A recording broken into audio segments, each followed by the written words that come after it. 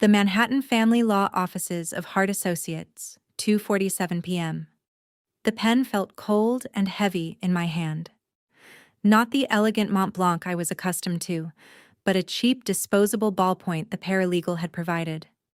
A fitting instrument, I supposed, for dismantling a life. Across the polished mahogany table, Lucas shifted in his leather chair. The subtle rustle of his Brioni suit jacket was the loudest sound in the room. He checked his Patek Philippe not subtly, but with an exaggerated turn of the wrist. The second time in 3 minutes. Each glance at the watch was a fresh paper cut on an open wound. Section 4, paragraph 3 delineates the division of liquid assets held in joint accounts. Drone Allen Hart, our shared attorney, or rather, Lucas's attorney, who is graciously allowing me to use his conference room for this charade of civility. Hart's voice was a dry, legal monotone, a perfect match for the sterile, beige-toned room. Per the prenuptial agreement, which remains uncontested, the division shall be 60-40 in favor of Mr. Thorne, reflecting his initial capital contribution to the marital estate. I didn't flinch. I'd known the terms. I'd signed the damn thing. Young and stupid and in love, believing love was the only contract that mattered. My father's furious prophetic words echoed from a decade past. You're signing away your future for a smile and a promise. Reese, a prenup is a forecast of failure. I'd called him cynical. Today, I'd have to call him for the exit strategy. Lucas's phone, face up on the table, lit up with a notification. A preview message flashed. Can't wait to celebrate. V-Club at 4? XOS. A smile, thin and sharp as a razor blade, touched his lips. He didn't bother to hide it. The cruelty wasn't in the infidelity.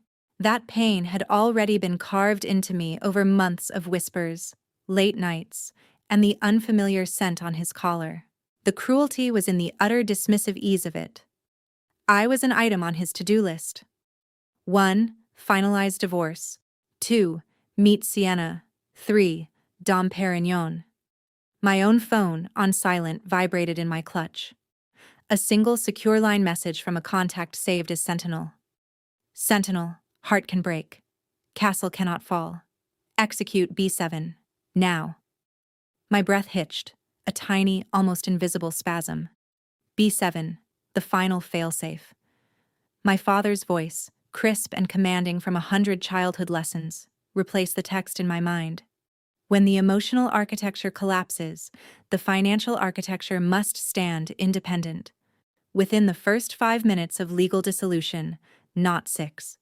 5. It's a psychological reset. It reclaims agency in a moment designed to strip it from you. Hart was still talking. Proceed to the signing, page 8. Initial here and here, page 12. Signature and date. Lucas snatched up his pen, scrolled his name with a flourish. Lucas Thorne, a signature that commanded million-dollar deals, now severing a 7-year marriage. He slid the document toward me. My fingers were numb. I looked at the line. The finality of it was a physical weight. This was the man who'd whispered promises into my hair in a Napa Valley vineyard, who'd held my hand through my mother's funeral, whose ambition I'd foolishly mistaken for strength. Now he was an impatient stranger, his gaze already out the window, toward the glittering spire of the city where his new life waited. I picked up the cheap pen. I initialed. I signed. Reese Elizabeth Thorne. For the last time. Very well, Hart said, gathering the pages. I will file these with the county clerk immediately. The dissolution is effective upon my filing, which... He checked the clock on the wall. Given the digital system, will be instantaneous.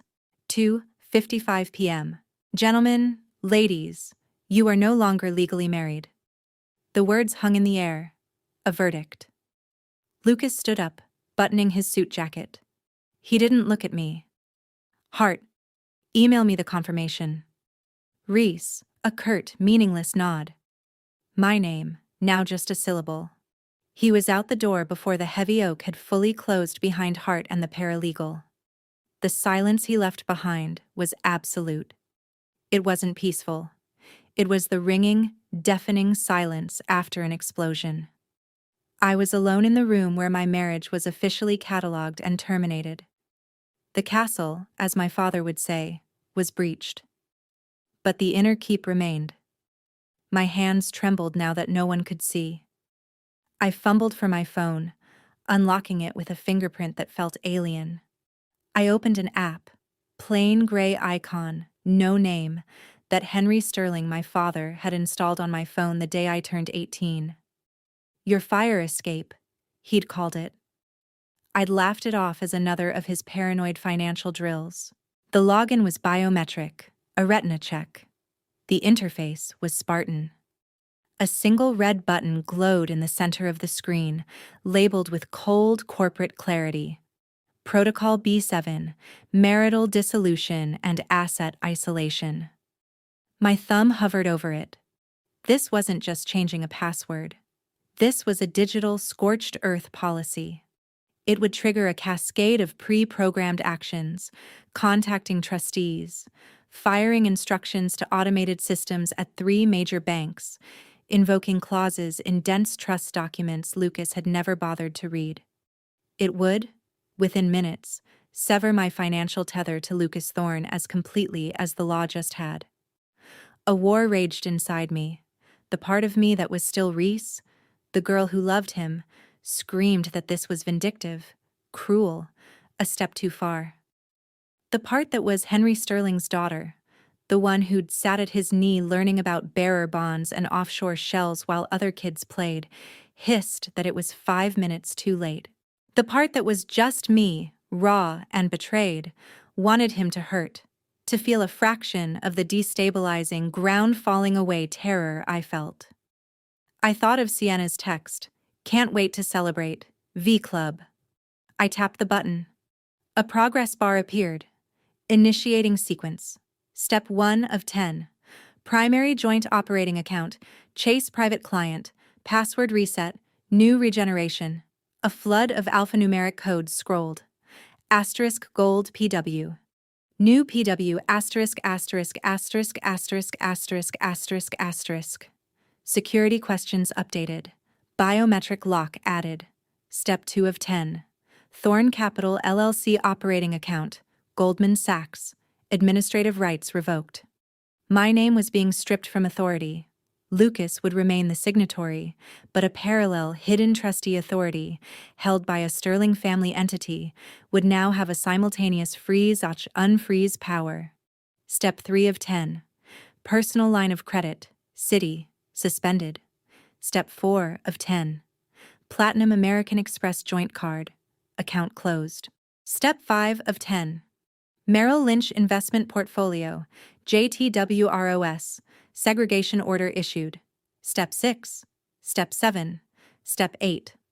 I watched, mesmerized and horrified, as a decade of intertwined life was digitally dissected. Each confirmation notification was a tiny clinical snip. Bank emails, security alerts, and automated confirmations began pinging softly into my main inbox.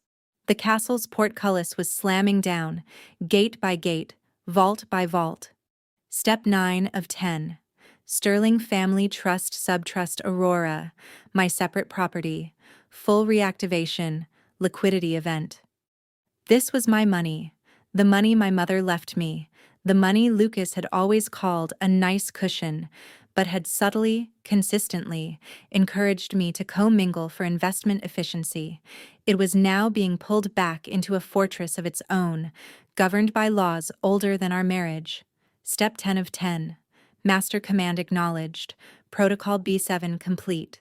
All systems secure. Awaiting manual override from primary. H. Sterling or designee. R. Thorne. Time. 3 p.m. 5 minutes. It had taken exactly 5 minutes from Hart's pronouncement to the completion of my financial excommunication. The phone in my hand felt radioactive. I dropped it into my clutch as if it had burned me. The room was the same. The beige walls, the generic landscape art, the smell of lemon polish and despair. But everything was different. I was no longer Lucas Thorne's wife. I was Reese Thorne, a woman who had just secretly activated a financial dead man's switch. A strange, hollow calm settled over me. The grief was still there, a vast cold ocean beneath a suddenly frozen surface. But on that ice was a new, sharp clarity. My own phone buzzed again, a New York number I didn't recognize. I let it go to voicemail. A moment later, a text from my father appeared, bypassing the secure app. "Henry, the first move is yours. The next will be his. Be ready. Come to the house." I didn't reply. I stood, my legs steadier than I expected. I smoothed the front of my dress, a simple, expensive sheath the color of ashes. I walked out of the conference room, past the pitying glance of the receptionist, and into the elevator. As the doors closed on the hushed, carpeted world of divorce law, I pictured Lucas, speeding downtown in his Tesla, the city a blur of promise. He'd be thinking of Sienna's laugh, of the taste of victory champagne, of the unencumbered future. He believed the battle was over, the spoils divided. He had no idea that the first salvo in a very different war had just been fired from the silent, burning wreckage of our marriage. The elevator opened into the bustling Manhattan lobby. I stepped out into the stream of people, anonymous, alone. The clock on my phone read 3:05 p.m. Somewhere across town, a different clock was ticking down to a very different kind of celebration. One, I suspected, that was about to be permanently interrupted. The Sterling Estate, Greenwich, Connecticut. Flashback. Age, 14. The panic room wasn't a room. It was a vault. A subterranean chamber behind the wine cellar in my father's Greenwich mansion, lined not with gold bars, but with server racks, monitors, and a wall of secure communication equipment that hummed with a low, purposeful thrum. It smelled of ozone, cooled air, and my father's cologne, vetiver, and cold calculation. "Again," Henry Sterling said, his voice devoid of the warmth he reserved on rare occasions for my mother. He stood behind me, a looming presence in a crisp white shirt, sleeves rolled to the elbows. On the primary monitor, a Bloomberg terminal glowed, a constellation of alien numbers and symbols. "Dad, I have a trigonometry test tomorrow," I pleaded, my fingers hovering over the keyboard. The problem on the screen wasn't math, it was a simulated hostile takeover dashboard. My assets were bleeding red. "Trigonometry," he said, the word dripping with disdain. "Calculates angles. This," he tapped the screen, "calculates survival. The world is not a geometry problem, Reese. It is a series of interconnected, high-stakes bets, and the most volatile, most overvalued asset in any portfolio is trust. Now, the Vulture Fund has just launched a tender offer at a 20% premium. Your stock is spiking. What is your move?" I blinked at the screen. I was 14. My friends were at the mall. I wanted to be anywhere but here, in this sterile, secret heart of our home. I sell? Take the profit." His hand came down on my shoulder, not gently. "Wrong emotion. Greed disguised as logic. The premium is a lure. Look at the derivatives chain. Look at the short interest that I sent on the public ledger."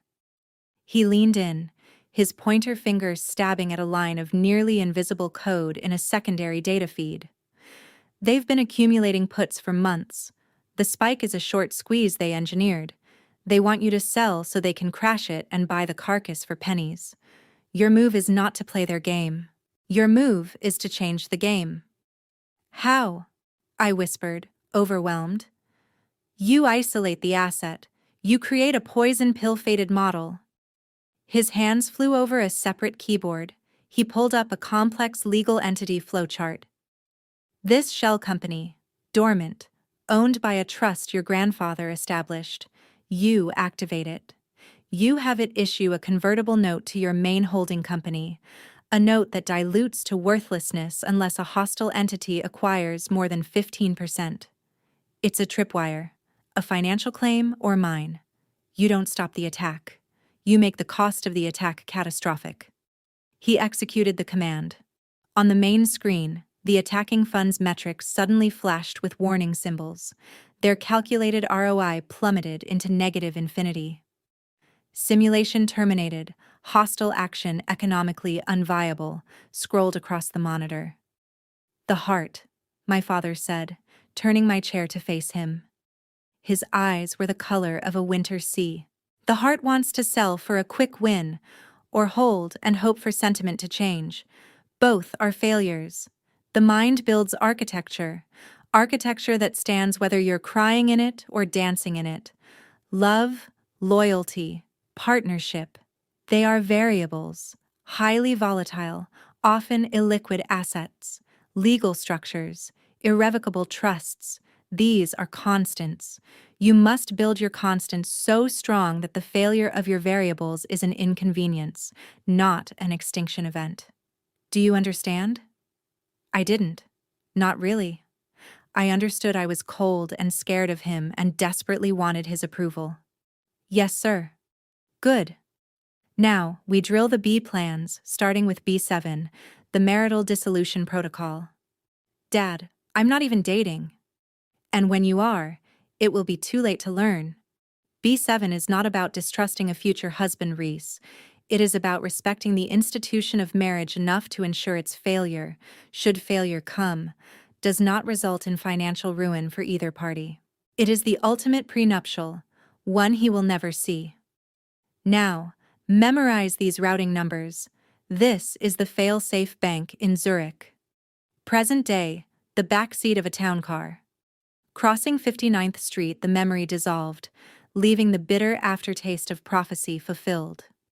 My father's voice was gone, replaced by the soft purr of the town car's engine and the distant wail of sirens. Outside, Manhattan blurred past, a canyon of steel and glass where fortunes and futures were made and unmade every second. I was living one of his drills, the ultimate drill. My phone, now a command console, was still warm.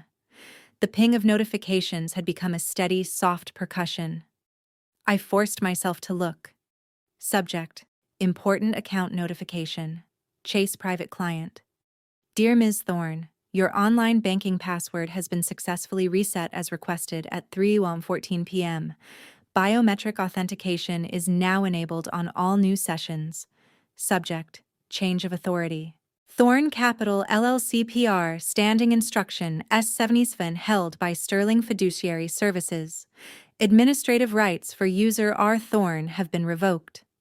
All pending transactions initiated by this user have been suspended pending dual signatory review from Trustee Sterling. Alert: American Express account closure. Your Platinum card account ending in 8891 has been closed at your request.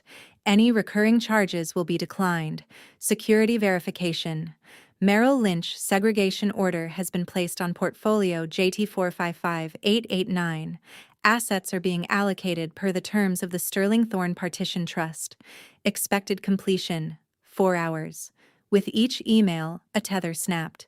The joint operating account that paid for our life. The Hamptons house staff. The charitable donations in our shared name. The art storage fees. Gone. Lucas's ability to leverage our joint liquidity for his deals, now bottlenecked by an invisible trustee, my father's entity. His spending sprees? The cards were dying, one by one. The 10th and final email was different. It was from a law firm in Zug, Switzerland. Kessler Partner. Subject: Reactivation of trust.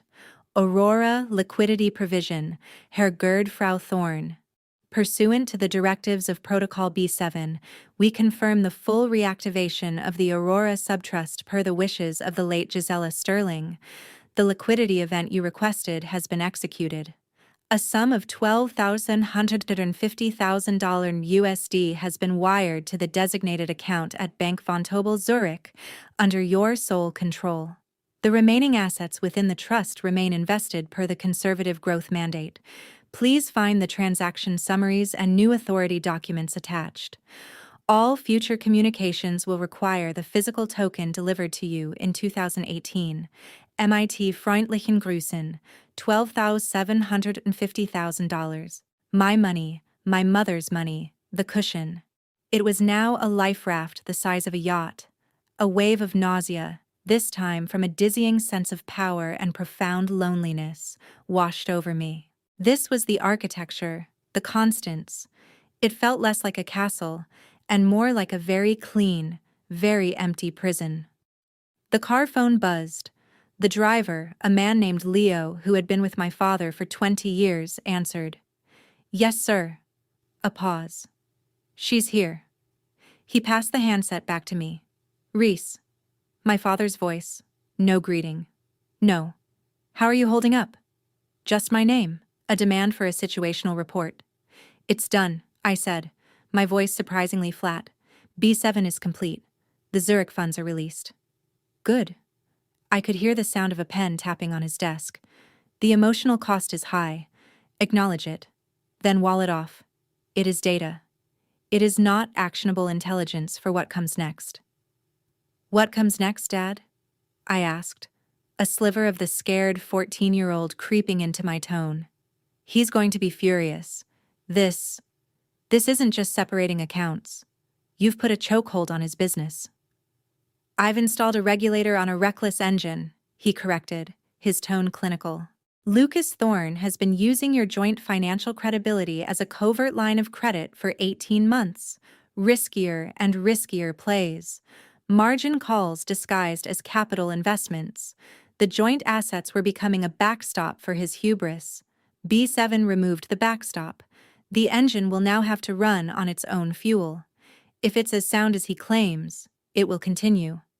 If not, he let the implication hang. His anger is a secondary concern. His actions in response to that anger are primary. Where is he now? I closed my eyes. The V-Club. With her. He had a date at Forkow. A low, mirthless sound came over the line, almost a chuckle. Of course, the victory lap. How fitting. The pen tapping stopped. Richard will be watching. Richard, the manager, an old acquaintance. He understands the clientele. He'll inform me of the denouement. The pieces clicked into place with a cold, sickening precision. My father hadn't just prepared me. He had eyes on the ground. This wasn't a reaction. It was an orchestrated counteroffensive. I felt a surge of anger, hot and sudden. You were waiting for this. You were hoping for this. Don't be naive, Reese, he said, his voice hardening. I was preparing for it from the moment you brought that smiling pirate home, with his leveraged buyouts and his borrowed charm. I saw the fracture lines. I didn't create them. I simply mapped them. And I built you a bridge across the chasm he was digging. You're across now. The bridge is mined. He can't follow. The car was exiting the FDR Drive, heading for the bridge to Queens. We weren't going to my apartment. We were going to the family house, the fortress. What do I do now?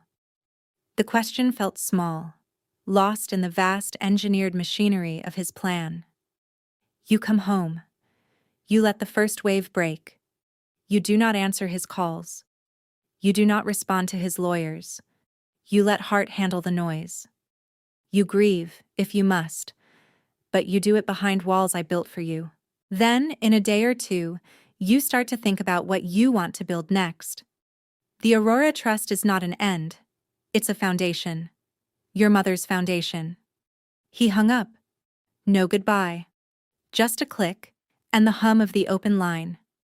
I handed the phone back to Leo. He met my eyes in the rear view. There was no pity there. Just a quiet, professional acknowledgement. He'd driven me to my wedding. He'd driven my mother to her final chemotherapy sessions. Now he was driving me home from the end of my marriage, a silent witness to the Sterling family cycle. I looked back at my phone. The screen had dimmed. In the dark glass, I saw my reflection, pale, composed, eyes hollow. I saw the ghost of my mother, Gisela, who had loved my father's strength, but wilted under its cold shadow. I saw the ghost of the girl who believed Lucas's ambition was a flame she could warm herself by, not a fire that would consume her. And I saw, for the first time clearly, the shape of Henry Sterling's daughter, the one who knew the codes, who had just pulled the levers, who sat atop a mountain of money that felt like ashes. The architecture stood. It was strong, silent, and absolutely, devastatingly lonely. The car rolled onto the Queensboro Bridge.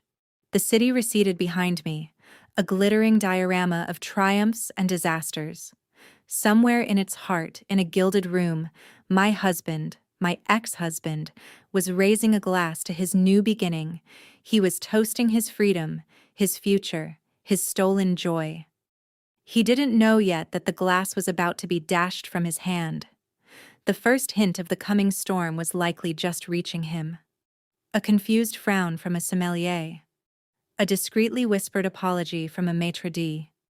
The first cold trickle of a reality that was about to become a flood. I turned away from the skyline. I looked east, towards the darkening water and the wooded hills of Connecticut beyond, towards the vault, towards the man who had built it. I had executed the protocol. I had saved the castle. Now I had to learn how to live in the fortress I'd been given. While the ruins of the life I'd chosen smoldered in the city behind me, the 5 minutes were over. The rest of my life had just begun. The V Club, Tribeca, 4:15 p.m. The air in the V Club wasn't breathed. It was purchased. A proprietary blend of chilled jasmine-infused oxygen, circulated by silent vents to maintain a perpetual, expensive 68 degree.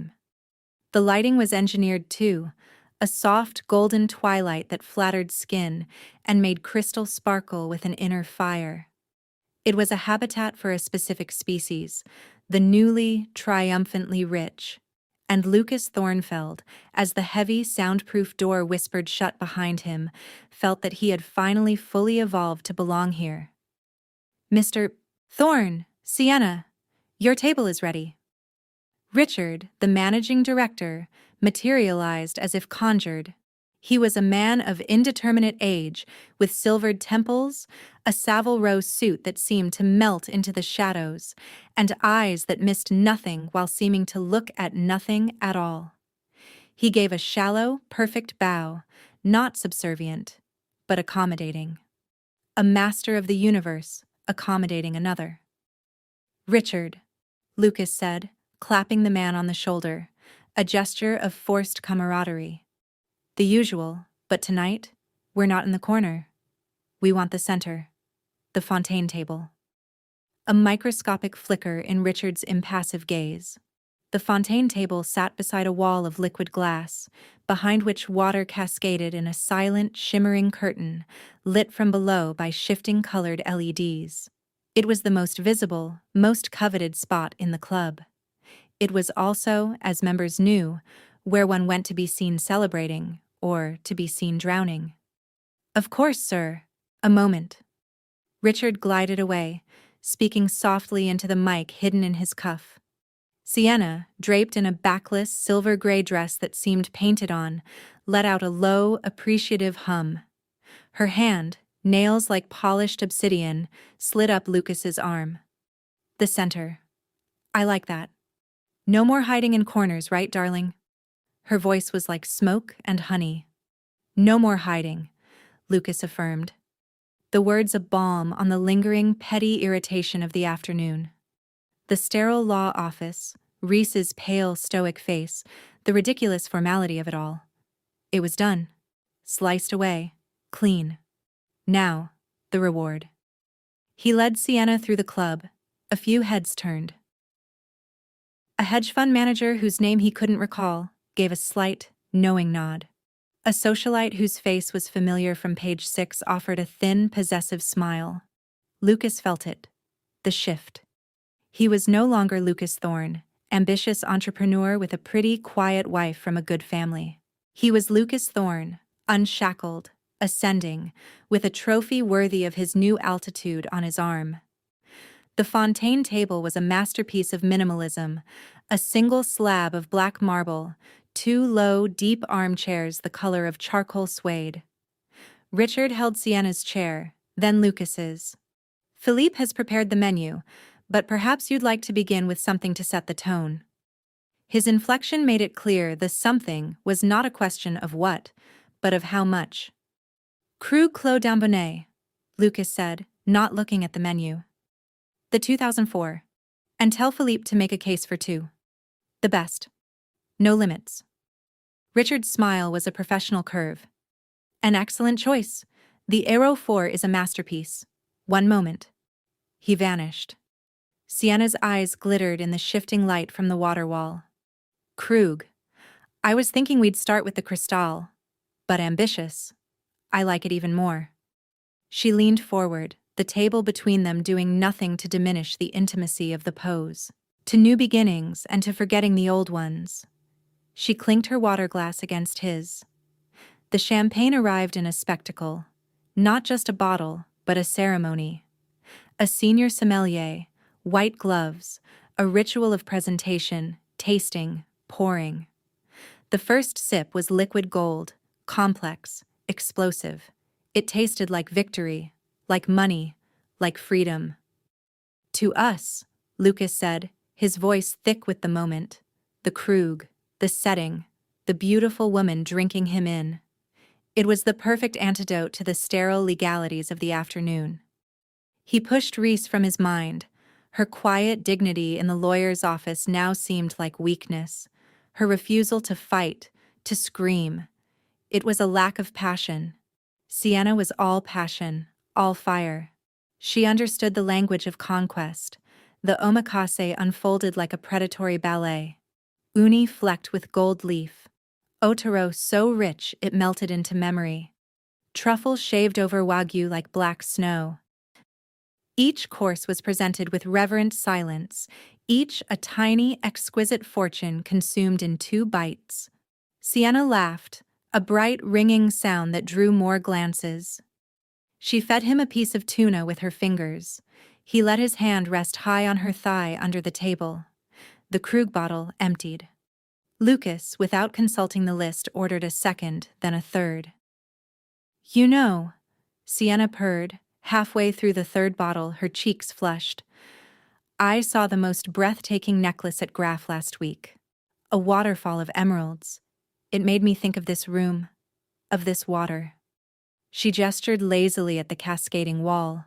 Lucas's ego, swollen by champagne and adoration, surged. A gift, a statement, the first major purchase of his new life, a line drawn in emeralds. Which one? He asked, his tone suggesting price was no object. Sienna produced her phone, swiped, and held it up. The necklace was indeed breathtaking, a torrent of carved Colombian emeralds and diamonds. A piece meant for a museum or a queen. The price, discreetly absent from the image, would be astronomical.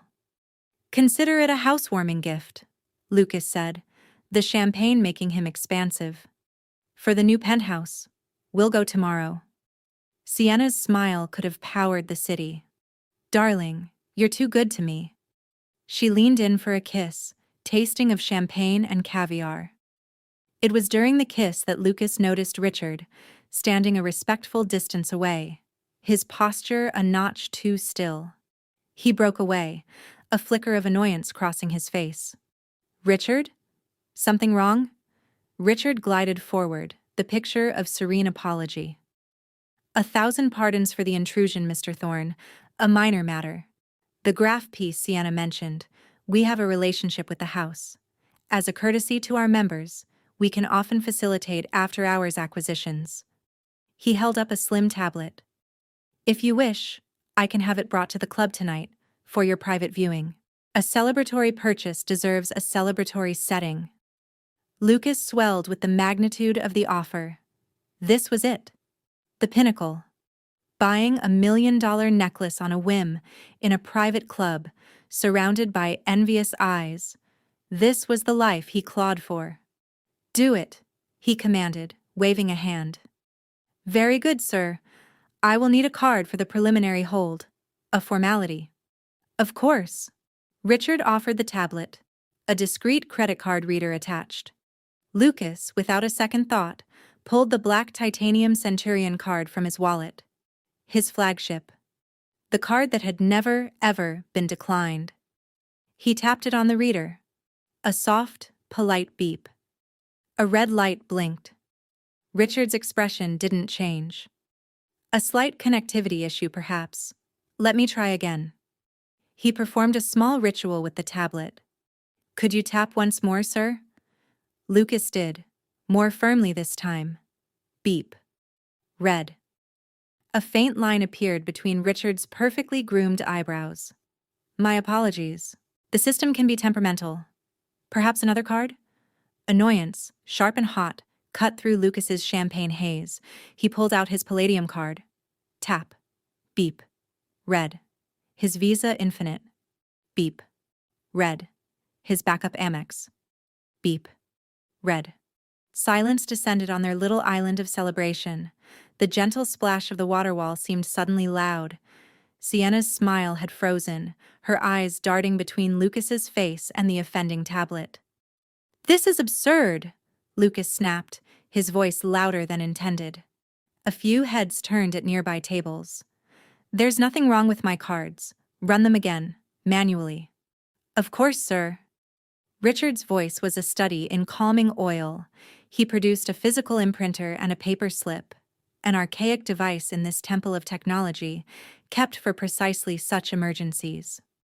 If you could sign, please. Lucas scribbled his signature with a flourish. Richard took the slip and disappeared into the shadows at the back of the club.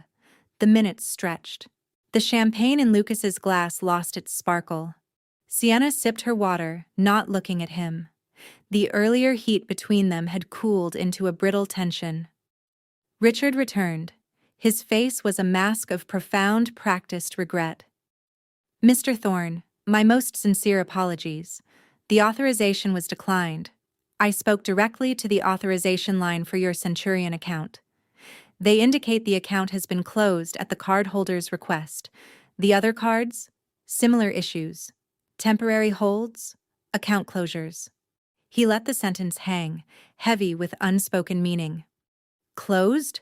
Lucas barked, standing up so abruptly his chair scraped across the stone floor. The sound was a gunshot in the hushed room.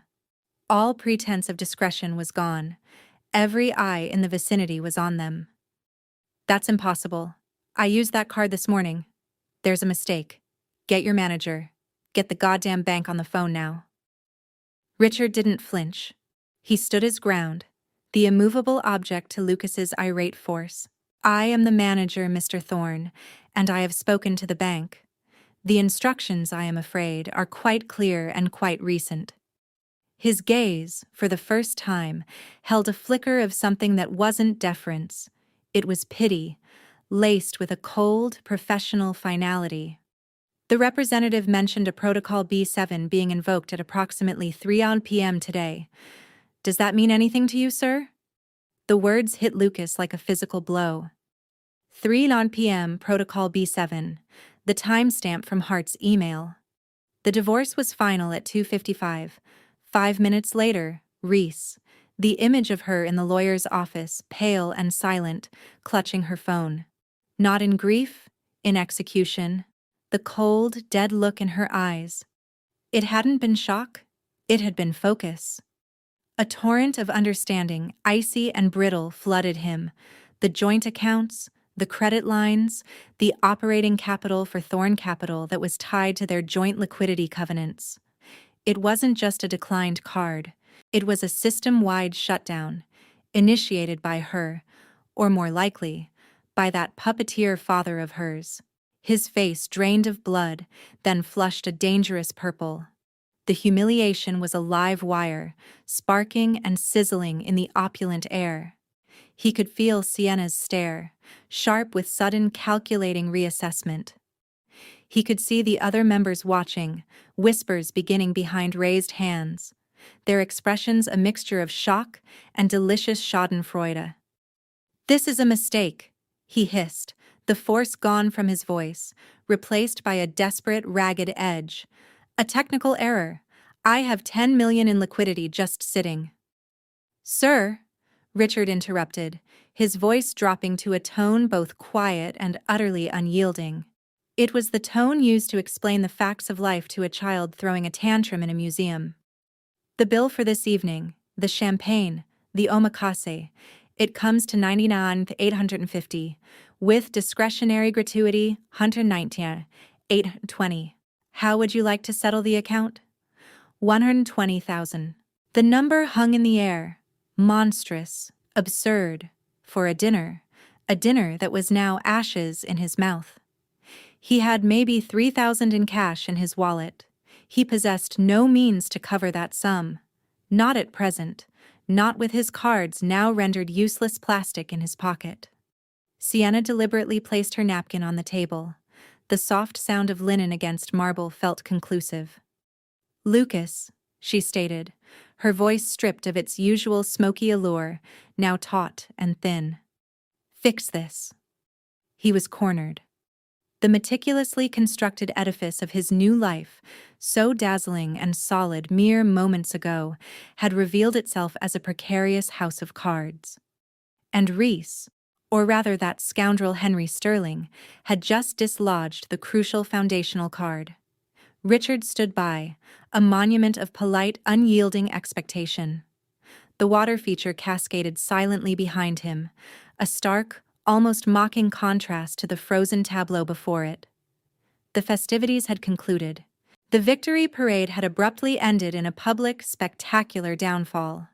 And the bill, in its truest sense, had just arrived. The V Club, private salon, 4:45 p.m. Absolute silence permeated the private salon Richard had ushered them into.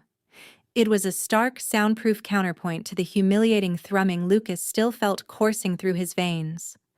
The room exuded discreet luxury, plush dove-gray velvet walls, a single, immense abstract painting that likely cost more than the unpaid bill, and a heavy door that had sealed shut with a final, muffled thud. It felt like a holding cell for the financially destitute. Sienna stood by the simulated window, a high-definition screen displaying a serene, endlessly looping video of a Kyoto garden, her posture rigidly erect. She hadn't uttered a word since her curt command in the main room. Her silence was more potent than any outburst, a vacuum sucking all air, all pretense, from the space. Lucas paced like a caged animal. His phone, slick in his sweaty grasp, represented a gateway to an expanding nightmare. He first contacted his private banker, Mark, at Goldman. Lucas, hey, I was just about to call you. Mark's usually smooth voice was strained, tight. What in the hell is going on? We just received a series of automated flags and a lock directive from Sterling Family Trust's fiduciary agent. Your primary liquidity reserve account is frozen. I can't even access the balance. It's behind a trustee wall. The revolving credit line tied to it is suspended pending review. I have a margin call on the Petrodyne deal that will trigger at market open if we can't wire funds. I don't give a damn about the margin call, Lucas exploded, his voice echoing in the opulent room. Unfreeze it, now. Override it. I can't, Mark replied, palpable fear now coloring his tone. The Sterling Trust isn't a cosigner, Lucas. It's the controlling trustee for that vehicle. You're the investment manager, but they hold the master key, and they just turned it. Their lawyer, a guy named Vogel, faxed over a stack of documents citing a material change in the personal status of the manager and invoking a risk mitigation isolation protocol. It's bulletproof. I've never seen anything like it. It's surgical. Surgical? Lucas repeated, the word tasting foul. He ended the call. Next, he reached his CFO, Anna. Her voice was sharp, professional, tinged with panic. Lucas, the payroll run for Thorn Capital is failing. The ACH batch from the operating account is being rejected. Insufficient funds. The account shows a zero balance. Zero. What is happening? The cash was there this morning. We have salaries due tomorrow. Vendors. Building management. Divert from the Berkeley Street Fund, Lucas snarled. That account is also frozen. Same coding. Lucas, the entire company's operational liquidity is gone. It's been siphoned or locked. I'm looking at a cascade of failed transactions. Our lines of credit with Citi and JP Morgan are under review. The system is seizing up. We're hemorrhaging. He hung up on her mid-sentence. His personal lawyer, Doug, was next. Doug? Hart just finalized the divorce. Reese has done something. She's frozen everything. I'm at the V Club and my cards are dead. I need an injunction. Now. Whoa, slow down, Lucas. Doug's calm, reedy baritone was a fragile dam against the impending flood. I just received Hart's filing notice. The divorce is final. Yes. As for the assets, Lucas, I drafted many of those financial structures with Henry Sterling's lawyers 7 years ago. The prenup was one thing. The underlying trust architecture for the joint assets and your business capital, that's another. If Reese is a co-trustee or a beneficiary with power of appointment, and she's invoked a dissolution clause, she can't do that. It's my money. My business. It's marital money. In a vehicle Sterling's people designed. Doug's voice sharpened. You signed those papers, Lucas. You were so eager to access that Sterling-backed liquidity. You signed every page they put in front of you. Remember? Standard risk mitigation boilerplate, you called it. It wasn't boilerplate. It was a kill switch, and your wife just pulled it. The final call was the most humiliating, to his driver, waiting outside with the Tesla. Marcus, I need you to bring some cash in. A lot. To the V Club. A pause. Mr. Thorne, I can't access the company petrol card. It was just declined. For the car wash. Lucas didn't reply. He simply lowered the phone, his hand trembling with a fury so pure it felt white-hot. He stared at the screen, at the cascade of notification badges from banking apps, messaging services, his executive assistant, a digital tombstone for his financial life. He turned. Sienna was watching him now. Her earlier allure had completely vanished. Her face was a mask of cold, sharp assessment, the social X-ray vision of the truly ambitious, cutting through to reveal the crumbling foundation beneath. So, she said, her voice devoid of all warmth, not a glitch. It's a temporary obstruction. My ex-wife, Lucas ground out, the lie sounding pathetic even to him. She's having a tantrum. My lawyers will have it fixed in an hour. An hour? Sienna repeated flatly. She gestured toward the closed door. Richard is out there with a bill for $120,000. He's not an hour kind of man, Lucas. He's a settle the account now kind of man. She took a step closer, and for the first time he saw not the seductress, but the predator. You told me everything was handled. You told me the divorce was a formality, that the capital was secure, that next week we'd be making an offer on the Crosby Street penthouse. Was that all champagne talk? The capital is secure. It's my company. A company that can't make payroll, she shot back, having clearly overheard his call with Anna. A company whose investment manager is locked out of his own funds. What else did you not tell me, Lucas? What other standard boilerplate did you sign? The door opened silently. Richard entered, holding a slim tablet like a doctor holding an ominous scan. His expression conveyed profound, almost theatrical regret. Mr. Thorne, a most unfortunate situation. I have, of course, extended you every professional courtesy.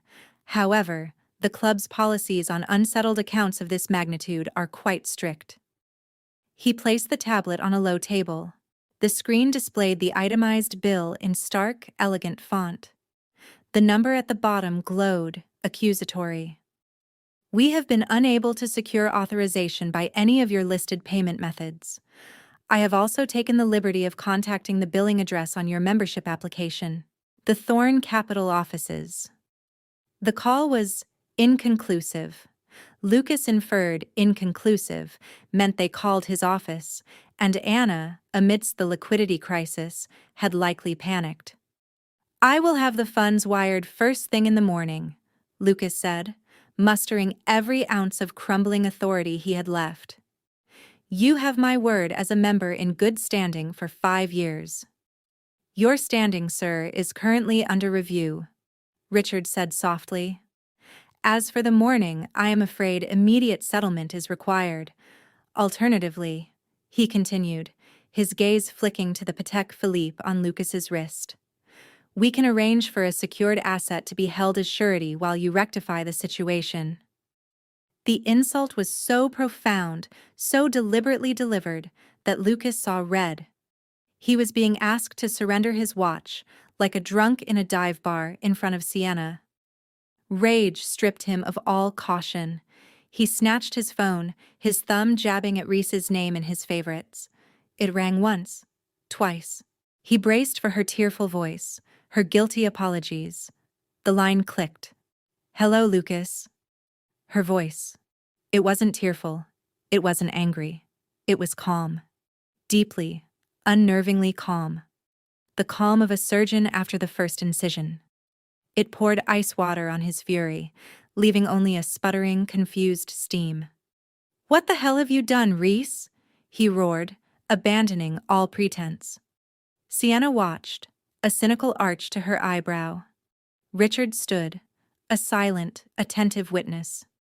"My cards are dead. My accounts are frozen. I'm sitting in the V Club with a 6-figure bill, and Richard is asking for my watch. Is this your idea of revenge? You pathetic, spiteful little—" "No, Lucas." Her voice cut through his tirade, not with volume, but with chilling clarity. "It's not revenge. It's a fiduciary realignment. As of 3 p.m., our marital partnership was legally dissolved. The integrated financial architecture that supported that partnership has been, by design, dissolved with it. Per the terms of the Sterling Thorne Capital Access Trust, of which my father is the settlor, and I am the sole beneficiary with power of appointment. A change of status event triggers an automatic review and segregation of assets to prevent commingling risk." She was addressing him in the cold, precise legal jargon of his deepest anxieties, the very language of the documents Doug had warned him about, the language of her father. "You're stealing from me," he bellowed. "That's my operating capital. You're trying to sink my company." "Your company," Reese replied, her tone shifting infinitesimally, allowing a harder, sharper edge to surface, "has been using joint marital assets as a private slush fund for speculative ventures for 18 months. The Petrodyne margin call your banker just called you about. The one that's 400% over the risk threshold you disclosed to the trust. The one that, if it fails tomorrow, would not only wipe out the fund, but trigger cross defaults on 3 other standard boilerplate loans." She paused, letting the specificity of the information detonate in the silence. "That's not me sinking your company, Lucas. That's you steering it into an iceberg. I just removed the lifeboats that were registered in my name." Lucas's blood ran cold. How could she possibly know about Petrodyne? The structure was Byzantine, layered through shell companies in the Caymans. He'd bragged about the details to her once, months ago, drunk on a deal he thought was genius. Had she been taking notes? "You've been talking to your father," Lucas hissed, the pieces crashing together. "That manipulative old bastard. This is him. This is Henry Sterling's doing. He never thought I was good enough for you. And now he's using you to burn my life to the ground." "He's ensuring my life isn't burned down with yours," Reese corrected. And for the first time, he heard a flicker of emotion. Not grief, not love, but a weary, steely resolve. "You're right, Lucas. He never trusted you. But I did. I trusted you with my heart. And you gave it to Sienna. I trusted you with our future. And you leveraged it on a bet. The firewall isn't his revenge. It's my inheritance. One you very nearly gambled away." Sienna, hearing her name, stiffened. Her eyes narrowed to slits. "You listen to me," Lucas spat, leaning into the phone as if he could physically force his will through it. "You will call your father's lawyers, you will release those funds, and you will do it now. Or I will bury you in litigation so deep you'll never see daylight again. I'll sue for fraud, for duress, for alienation of affection. I'll take you for every penny you have left." The threat, once his ultimate weapon, now sounded hollow, desperate. Reese actually let out a soft sound, almost a laugh, but devoid of humor. "Litigate, Lucas, please. Discovery will be fascinating. I'm sure the courts will be very interested in Thorn Capital's cash flow models. And the judge will be so understanding about why you needed to buy a $99,000 bottle of champagne for your mistress 5 minutes after our divorce was final." Her voice hardened, turning to Diamond. "The joint assets are in lockdown, under independent trusteeship, pending a forensic audit. Your personal cards are your problem. The prenup you were so proud of gives you the house in the Hampshires. I hope you like the view. You'll have plenty of time to enjoy it. Goodbye, Lucas." Reese. But the line was dead. The silence in the wake of her words was more complete than before. She hadn't screamed. She hadn't cried. She'd simply stated facts. Cold, hard, financial facts. And hung up. It was the most devastating thing she could have done. He stood there, phone clutched in a white-knuckled fist, breathing heavily. The reality was a cage, and the bars were forged from her unwavering resolve. Richard was a silent statue. Sienna was a storm contained in a silver dress. Slowly, deliberately, Sienna picked up her tiny, bejeweled clutch from the table. "A tantrum," she said, her voice like cracked ice. "You said it was a tantrum." She looked at him, and all the allure, all the pretended affection, was gone. What remained was a cold, clear, mercenary calculation. "You don't have a company, you have a liability. You don't have assets. You have a lawsuit. And you," she finished, her gaze sweeping over him with utter contempt, "are not a man who wins. You're a man who just lost. Spectacularly."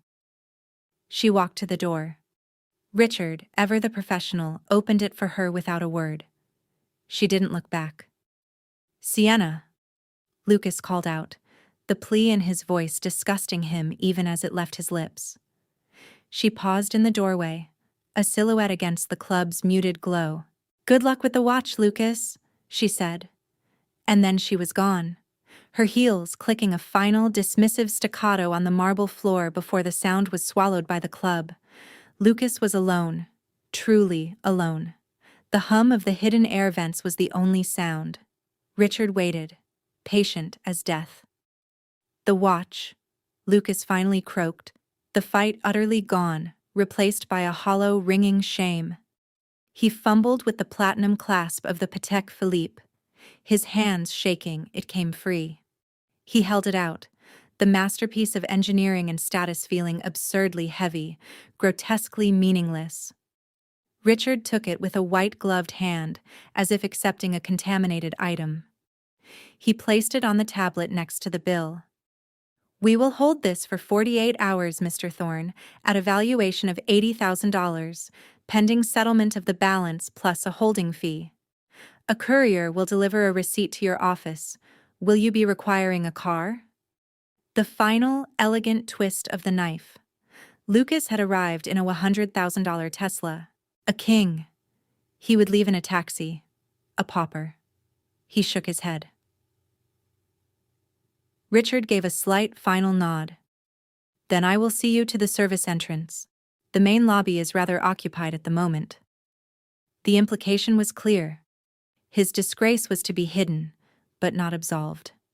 As Lucas followed Richard through a labyrinth of back corridors, past industrial laundry carts and stacks of liquor boxes, the full weight of the digital chain settled on him. It wasn't just the money, it was the access, the identity, the entire digital ecosystem of his life. The cards, the accounts, the memberships, the lines of credit, the automatic payments. The invisible river of capital that made him Lucas Thorne had been dammed at the source by a woman he'd written off as quiet, and a father-in-law he'd written off as a paranoid old man. He stepped out into a grimy alley. The chill evening air was a slap after the club's controlled climate. The service door clanged shut behind him, locking him out. He fumbled for his phone, its screen a gallery of catastrophic alerts. He opened his banking app, typing in a password that had worked for years. Access denied. The words flashed, red and final. He was locked out of his money, his club, his future. And somewhere, in a sterile lawyer's office hours ago, the woman he'd left behind had pressed a button, and in 5 minutes had built a prison of ones and zeros around him. The most dangerous chains, he realized with dawning sick horror, were the ones you never saw coming, forged not of iron, but of privilege, trust, and meticulously written code. Sterling Estate, Greenwich, 6:18 p.m. The town car didn't so much arrive as it was absorbed. The wrought iron gates, 10 feet high and crowned with fleur-de-lis, swung open silently before Leo had even come to a full stop. The long, crushed gravel driveway unfurled like a gray tongue through manicured, rolling lawns that glowed an eerie emerald under the landscape lighting. The house itself wasn't a home. It was a statement in Federalist brick and white columns, a monument to order, legacy, and quiet, unassailable power. It had always intimidated Reese. Tonight, it felt like the only bunker in a war she hadn't known she was fighting. Leo brought the car to a stop under the portico. He didn't get out to open her door. He simply met her eyes in the rear view again. "He's in the study, Ms. Reese." "No, Mrs. Thorne, not anymore." The reversion to her maiden name, in his quiet tone, was the first acknowledgement of her new reality that felt grounding, not terrifying. She nodded, a small, tight motion, and stepped out into the crisp Connecticut air. The door to the house was already open, a rectangle of warm, golden light. Her father never left doors open. It was an invitation, or a summons. The grand foyer echoed with her footsteps on the black and white marble. The air smelled of lemon oil, old books, and the faint, ever-present aroma of her father's pipe tobacco, a scent from her childhood that spoke of long, silent evenings and unspoken expectations. The housekeeper, Mrs. Abernathy, a woman as timeless and unflappable as the house itself, appeared from a hallway. "Your father is waiting," she said, her voice soft, her eyes holding a deep, knowing sympathy that held no pity. "Would you like some tea brought in?" "No, thank you, Abby." Tea felt like a prop in a play she didn't know the lines to. She needed something stronger, clarity or oblivion, preferably both. She walked down the long hall, past portraits of long-dead Sterlings who seemed to watch her with austere disapproval. The study door was ajar. She pushed it open. Henry Sterling stood with his back to her, staring at the massive stone fireplace where a low fire crackled. He wasn't a tall man, but he possessed a density, a gravitational pull that made the room seem to orient itself around him. He wore a tweed jacket over a cashmere turtleneck. His silver hair was perfectly combed. In his hand was a cut crystal tumbler holding 2 fingers of amber liquid. Scotch. Neat. "The V Club," he said without turning, his voice a low rumble. 119,820. A demi-quatre Cru Claude Monet. Emerald necklace from Graf on hold. He always did mistake extravagance for success. He took a slow sip. "The bill, of course, has been settled." Reese froze just inside the door. You paid it?" The idea was grotesque. Her father bailing out Lucas's humiliation. Henry finally turned. His face, in the firelight, was a landscape of sharp angles and shrewd eyes. He didn't look like a man who had just orchestrated a financial coup. He looked like a professor contemplating a moderately interesting equation. I paid Richard. A separate transaction. Lucas's tab remains open, secured by a rather nice Patek Philippe that is currently in the club safe. He paused. Paying his bill would be an act of charity or stupidity. I am neither charitable nor stupid where Lucas Thorne is concerned. I simply ensured the club's discretion and Richard's continued observations. Observations. The word felt heavy, loaded. You have Richard spying for you. Richard is a businessman with an excellent memory and a keen understanding of leverage, Henry corrected, gesturing for her to sit in one of the worn leather armchairs flanking the fire. He provides a service. I pay for it. In this case, the service was a detailed, real-time account of a man's character disintegrating in real time. It was illuminating. Reese sank into the chair, the leather cool through the thin fabric of her dress. The adrenaline that had carried her from Manhattan was leaching away, leaving a vast, trembling emptiness. Why, Dad? The question came out smaller than she intended. The B7 protocol.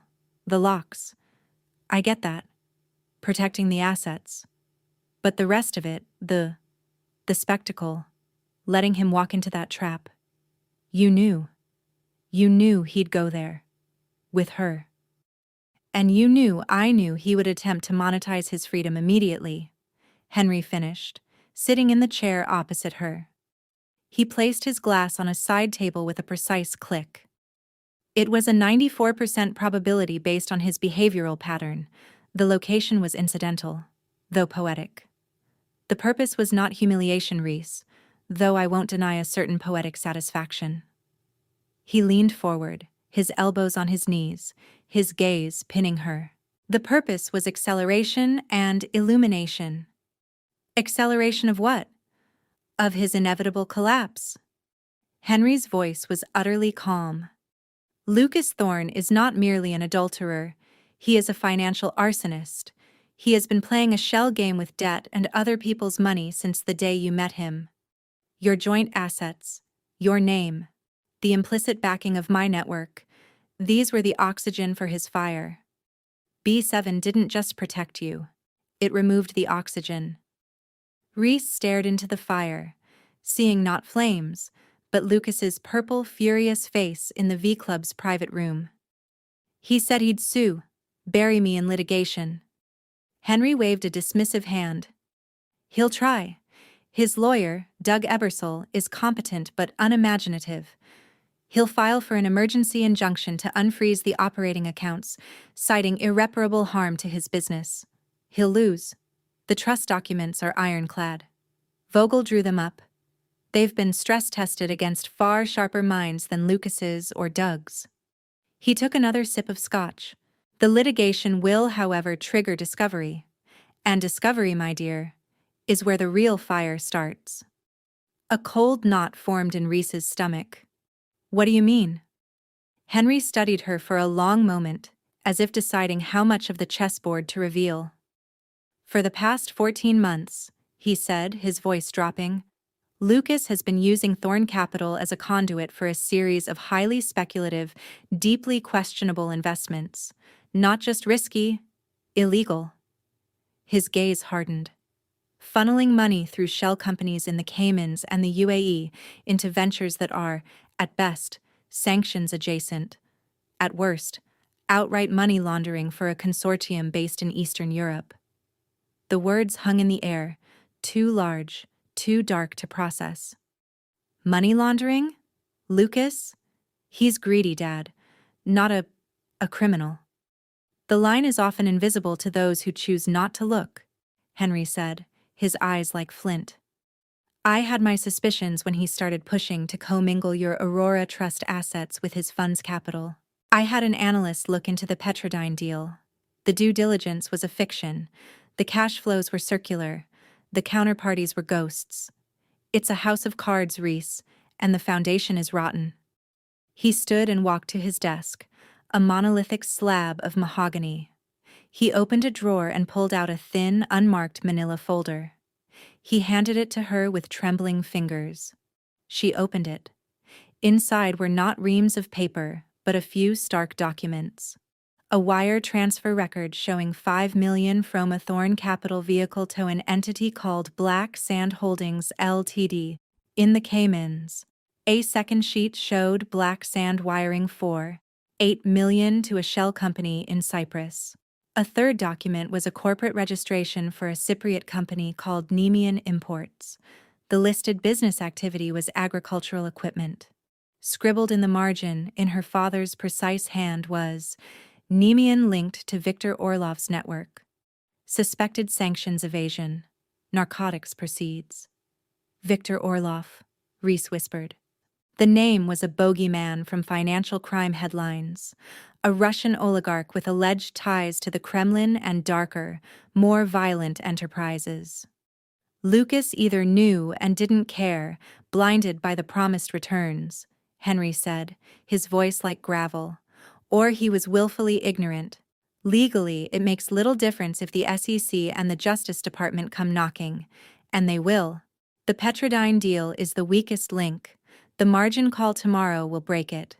And when it does, the whole rotten edifice will start to crumble. The discovery process in your divorce will be a floodlight. His lawyers will fight to seal it. But once the financial press gets a whiff... Reese felt the room tilt. The betrayal of her heart was one thing, a personal, private devastation. But this was a public immolation. This was something else entirely. A systemic criminal rot that threatened to swallow not just Lucas, but anyone connected to him, including her. My name on the accounts, on the board, is precisely why we activated B7 with such finality, Henry said, taking the folder back. The segregation is not just financial, it's legal. It's a firewall. We are proactively demonstrating that you were not a participant, that upon discovery of potential malfeasance, this change in status being the final straw, you took immediate, decisive action to isolate and protect the marital assets from contamination. It's a narrative, Reese, and we must control it absolutely. A narrative? She repeated, the word tasting of ash. So, all of this, the timing, the humiliation at the club, it's not about my heartbreak. It's about building a narrative, creating a public record of me as the wronged wife who wisely protected her assets from her crooked husband. It's about survival.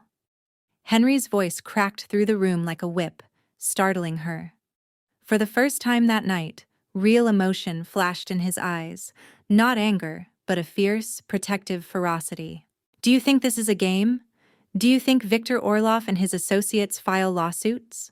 They break kneecaps. They burn down offices.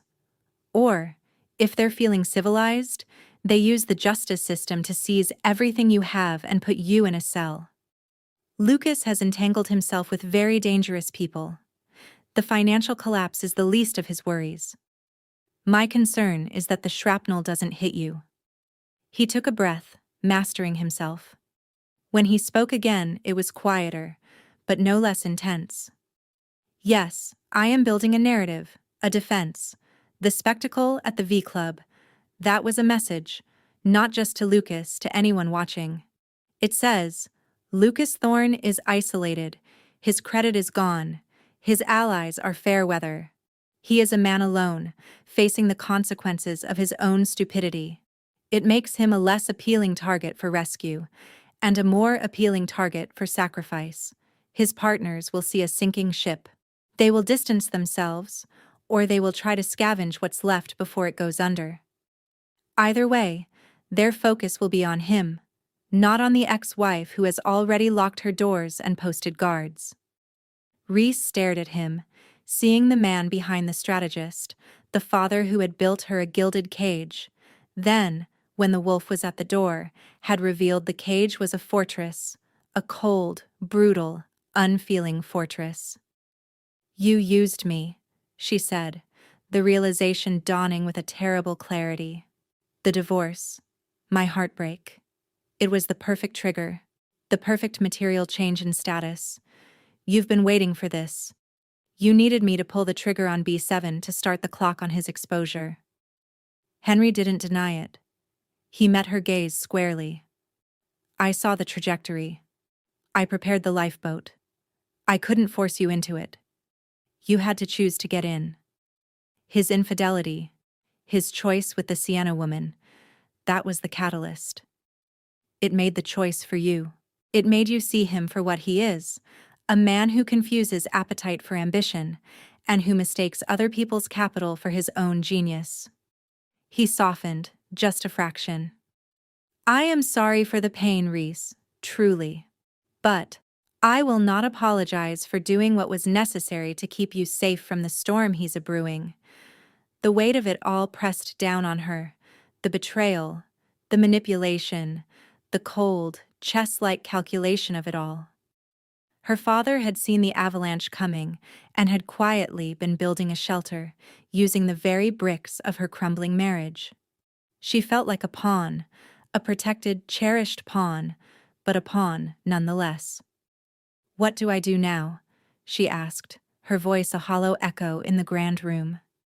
Now, Henry said, walking to a cabinet and pouring a second glass of scotch. He handed it to her. She took it, the crystal heavy and cold. Now, you let the first wave break. You do not answer his calls. You do not respond to his lawyer's threats. You let Hart and Vogel handle the noise.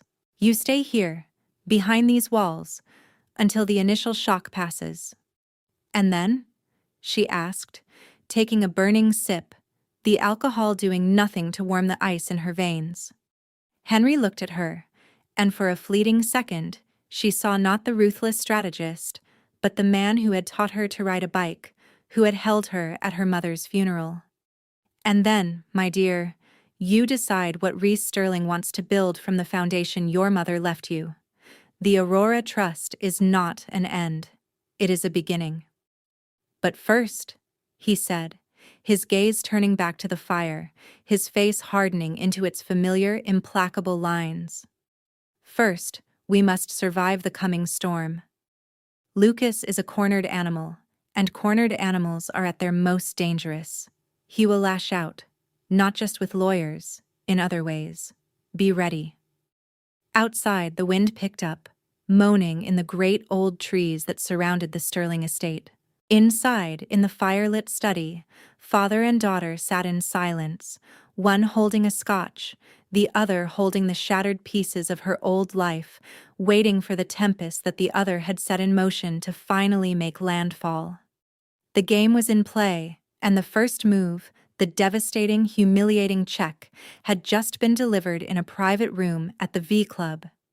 The next move was Lucas's, and somewhere in the shadows, men far more dangerous than a scorned husband were watching the board, waiting to see how the pieces would fall.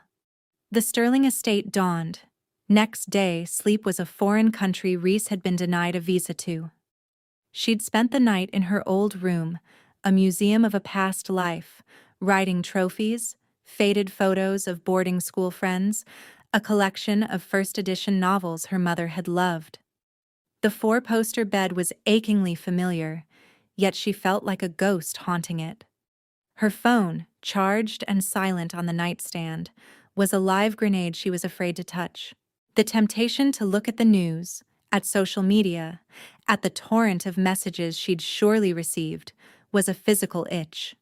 But her father's command echoed, "Let the first wave break." The first wave arrived not digitally, but in the form of Mrs. Abernathy with a silver breakfast tray and a face carved from granite. "Your father is on the morning conference call in his study. He asked that you join him when you're ready. There's developments." The word developments in Abby's lexicon could mean anything from a shift in the bond market to a declaration of war. Reese dressed quickly in the simple, expensive clothes that mysteriously appeared in her closet: cashmere sweater, tailored trousers, armor, courtesy of the fortress. When she entered the study, the scene was one of controlled tension. Henry stood before a large flat-screen monitor, split into 4 quadrants.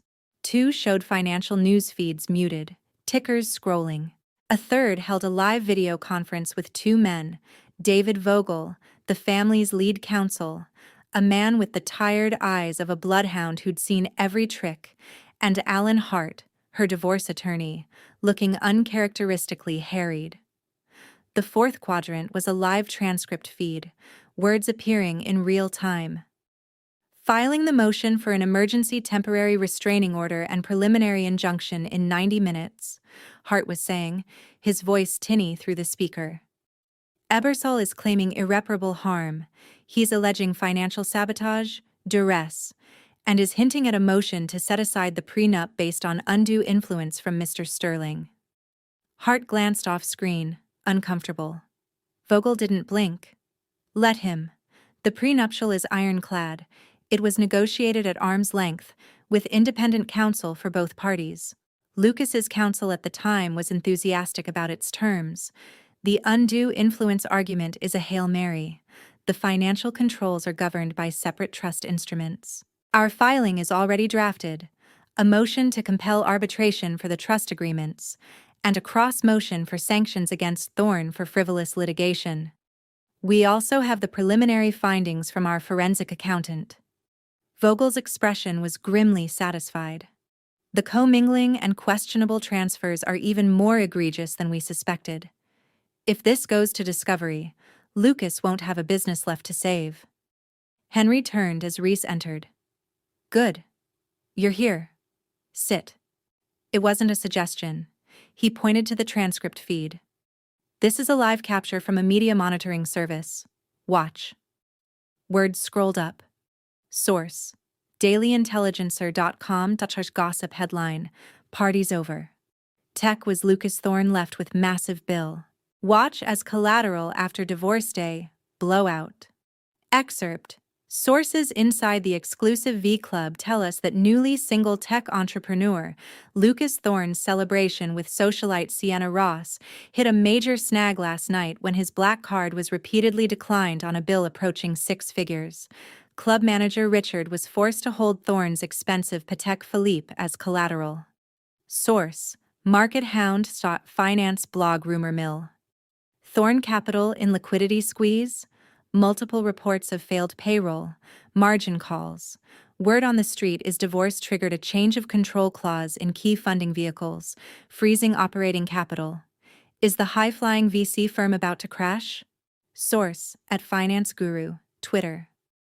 1.2 million followers heard Thorne Capital's big Petrodyne bet is imploding. Margin call today could be terminal. Nothing like a personal liquidity crisis to expose a company's shaky foundations. Schadenfreude. The narrative was spreading, a virus moving from gossip rags to financial blogs. The V Club story was the perfect, humiliating spark. It made Lucas look reckless, unstable, and, most damningly in the financial world, illiquid. Reese watched, a knot of nausea and grim satisfaction twisting in her gut. This was the message her father had talked about. It was being received, loud and clear. Henry muted the conference call. Hart, Vogel, proceed as discussed. File the cross motion aggressively. Signal no weakness. With a few clicks, he routed the call to the monitor. Lucas's face filled the screen. It was a different man from the one in the V Club. The fury was gone, replaced by a pale, strained intensity. He was in what looked like his home office, the minimalist, masculine study in there, his Hamptons house. The background was all sharp edges and cold surfaces. He looked like he hadn't slept. Reese.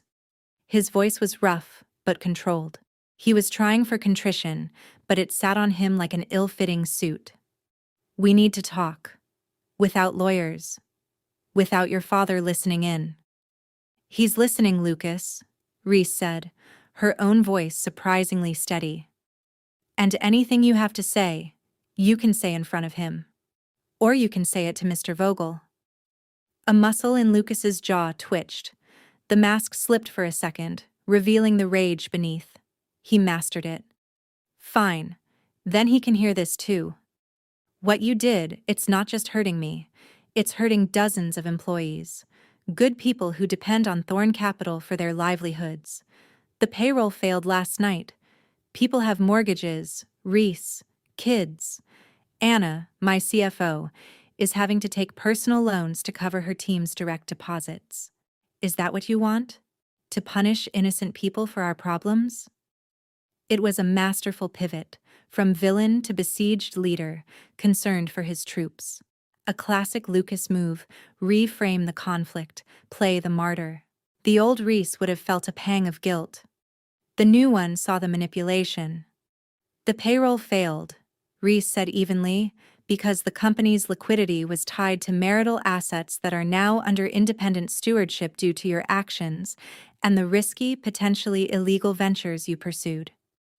You made those people dependent on a house of cards. Lucas, don't blame me for the wind. His eyes widened slightly, shocked at her fluency, at her hardness. Illegal? What the hell are you talking about? Who's been poisoning your mind? Is this more of your father's paranoid fantasy? He leaned into the camera. Listen to me. Your father is using you. He's always hated me. He's concocting this fantasy to turn you against me and seize control of my business. He wants Thorn Capital. He always has. Henry, standing just out of camera view, remained silent, a faint, cynical smile on his face. No one wants Thorn Capital, Lucas, Reese replied, repeating Vogel's words. They want the distance from it. The forensic review isn't a fantasy. The transfers to Black Sand Holdings, Nemean Imports, Victor Orloff. Do those names sound like a fantasy? The color drained completely from Lucas's face. The performance shattered. Raw, unvarnished fear flashed in his eyes. He hadn't expected her to know the names. This wasn't her father's hand. This was her voice, speaking the language of his damnation. You have no idea what you're talking about. Those are legitimate investments. Complex. International. They're a noose. Reese cut him off, the anger finally breaking through her icy calm. And you tied it around your own neck. You did this. Not me. Not my father. You, with your greed, your lies, and your... She took a sharp breath. Your Sienna. The name was a slap. It broke the last of his pretense. The fear was swallowed by a vicious, cornered snarl. You self-righteous? You think you're so clean? Sitting in your father's mansion judging me? You lived on that money. You enjoyed the life it bought. The houses, the trips, the clothes. You're just as guilty as I am. I'm guilty of trusting you, she fired back, her voice trembling now. A mistake I've just spent 5 minutes and a lifetime correcting. The discussion is over, Lucas. Talk to Vogel or talk to the SEC. I hear they're very interested in complex international investments these days. She reached for the disconnect button on the monitor. Reese, if you hang up, I swear to God, I will destroy you. Lucas screamed, his face a grotesque mask. I'll go to the press with everything. Your father's shady deals, your mother's little problem with the pills. I'll make you both so toxic, you'll never show your faces in this town again. The screen went black. Reese had ended the call. Her hand was shaking. The mention of her mother, the cruel, calculated low blow, had found its mark. Henry placed a hand on her shoulder, a rare gesture of physical contact. The threat to go to the press is empty. He can't afford the scrutiny. The mention of your mother, that was the lashing of a dying animal. Remember it. It shows you what he is. Before she could respond, Henry's desk phone, a secure landline, rang. He picked it up. Yes. He listened for a moment. Put her through. He covered the mouthpiece. Sienna Ross, calling on Richard's private line at the club for you. Reese stared, bewildered. For me? Why? Take the call, in the library, use the extension. I'll monitor from here. His expression was unreadable, numb. Reese walked to the adjoining library. She picked up the heavy, old-fashioned receiver. This is Reese. Reese, it's Sienna Ross. The voice was different. No smoke, no honey. It was crisp, businesslike, and held a threat of tension. I imagine you're not thrilled to hear from me. You imagine correctly. Reese's grip tightened on the phone. I'll be blunt. I miscalculated with Lucas, severely. I was led to believe he was ascendant, solvent. He is neither. He is, in fact, a liability of the highest order. And I do not enjoy being made to look a fool or being used as a prop in someone else's catastrophe. Reese said nothing, letting her talk. I have information, Sienna continued. Digital information, emails, transfer confirmations, encrypted chat logs. Lucas was careless enough to leave accessible on a cloud drive he foolishly gave me the password to. In case of emergency, he said. A cold, humorless laugh. I suppose this qualifies. What kind of information? Reese asked, her pulse quickening. The kind that details the true nature of the Petrodyne deal, the shell game, the Orlov connections, the deliberate obfuscation for the SEC filings. The kind of information that, in the right hands, say a divorcing wife's legal team or a financial regulator, could be very clarifying. A trap. It had to be. Why are you telling me this? Because I want out, Sienna said, her voice dropping cleanly. Lucas is becoming unstable, desperate. People like that attract the wrong kind of attention. I have my own interests to protect. I'm prepared to give you this data, a full copy, in exchange for a consulting fee and a guarantee. A guarantee of what? That when the walls come down on Lucas Thorne, they don't fall on me. Your father has reach, influence, a word from him to certain people that I was a dupe, not a conspirator, that I cooperated. That would be valuable. More valuable than Lucas's empty promises. It was a betrayal so cold, so transactional. It took Reese's breath away. Sienna was selling Lucas out to buy her own immunity. How do I know it's not a setup or worthless? You'll have to trust due diligence, Sienna said. I'll send a sample, one email chain. The subject is Nemean delivery schedule. Look at it. Have your people verify it. Then we can discuss terms. I'm texting the secure Dropbox link to this number now. You have 24 hours. The line went dead. A moment later, Reese's phone buzzed with a text from an encrypted number, a link, and a password. She walked back into the study. Henry was already pulling up the link on a secure, air-gapped laptop. The sample file contained a series of emails between a Lucas Thorne account and someone with a Cyrillic-sounding handle.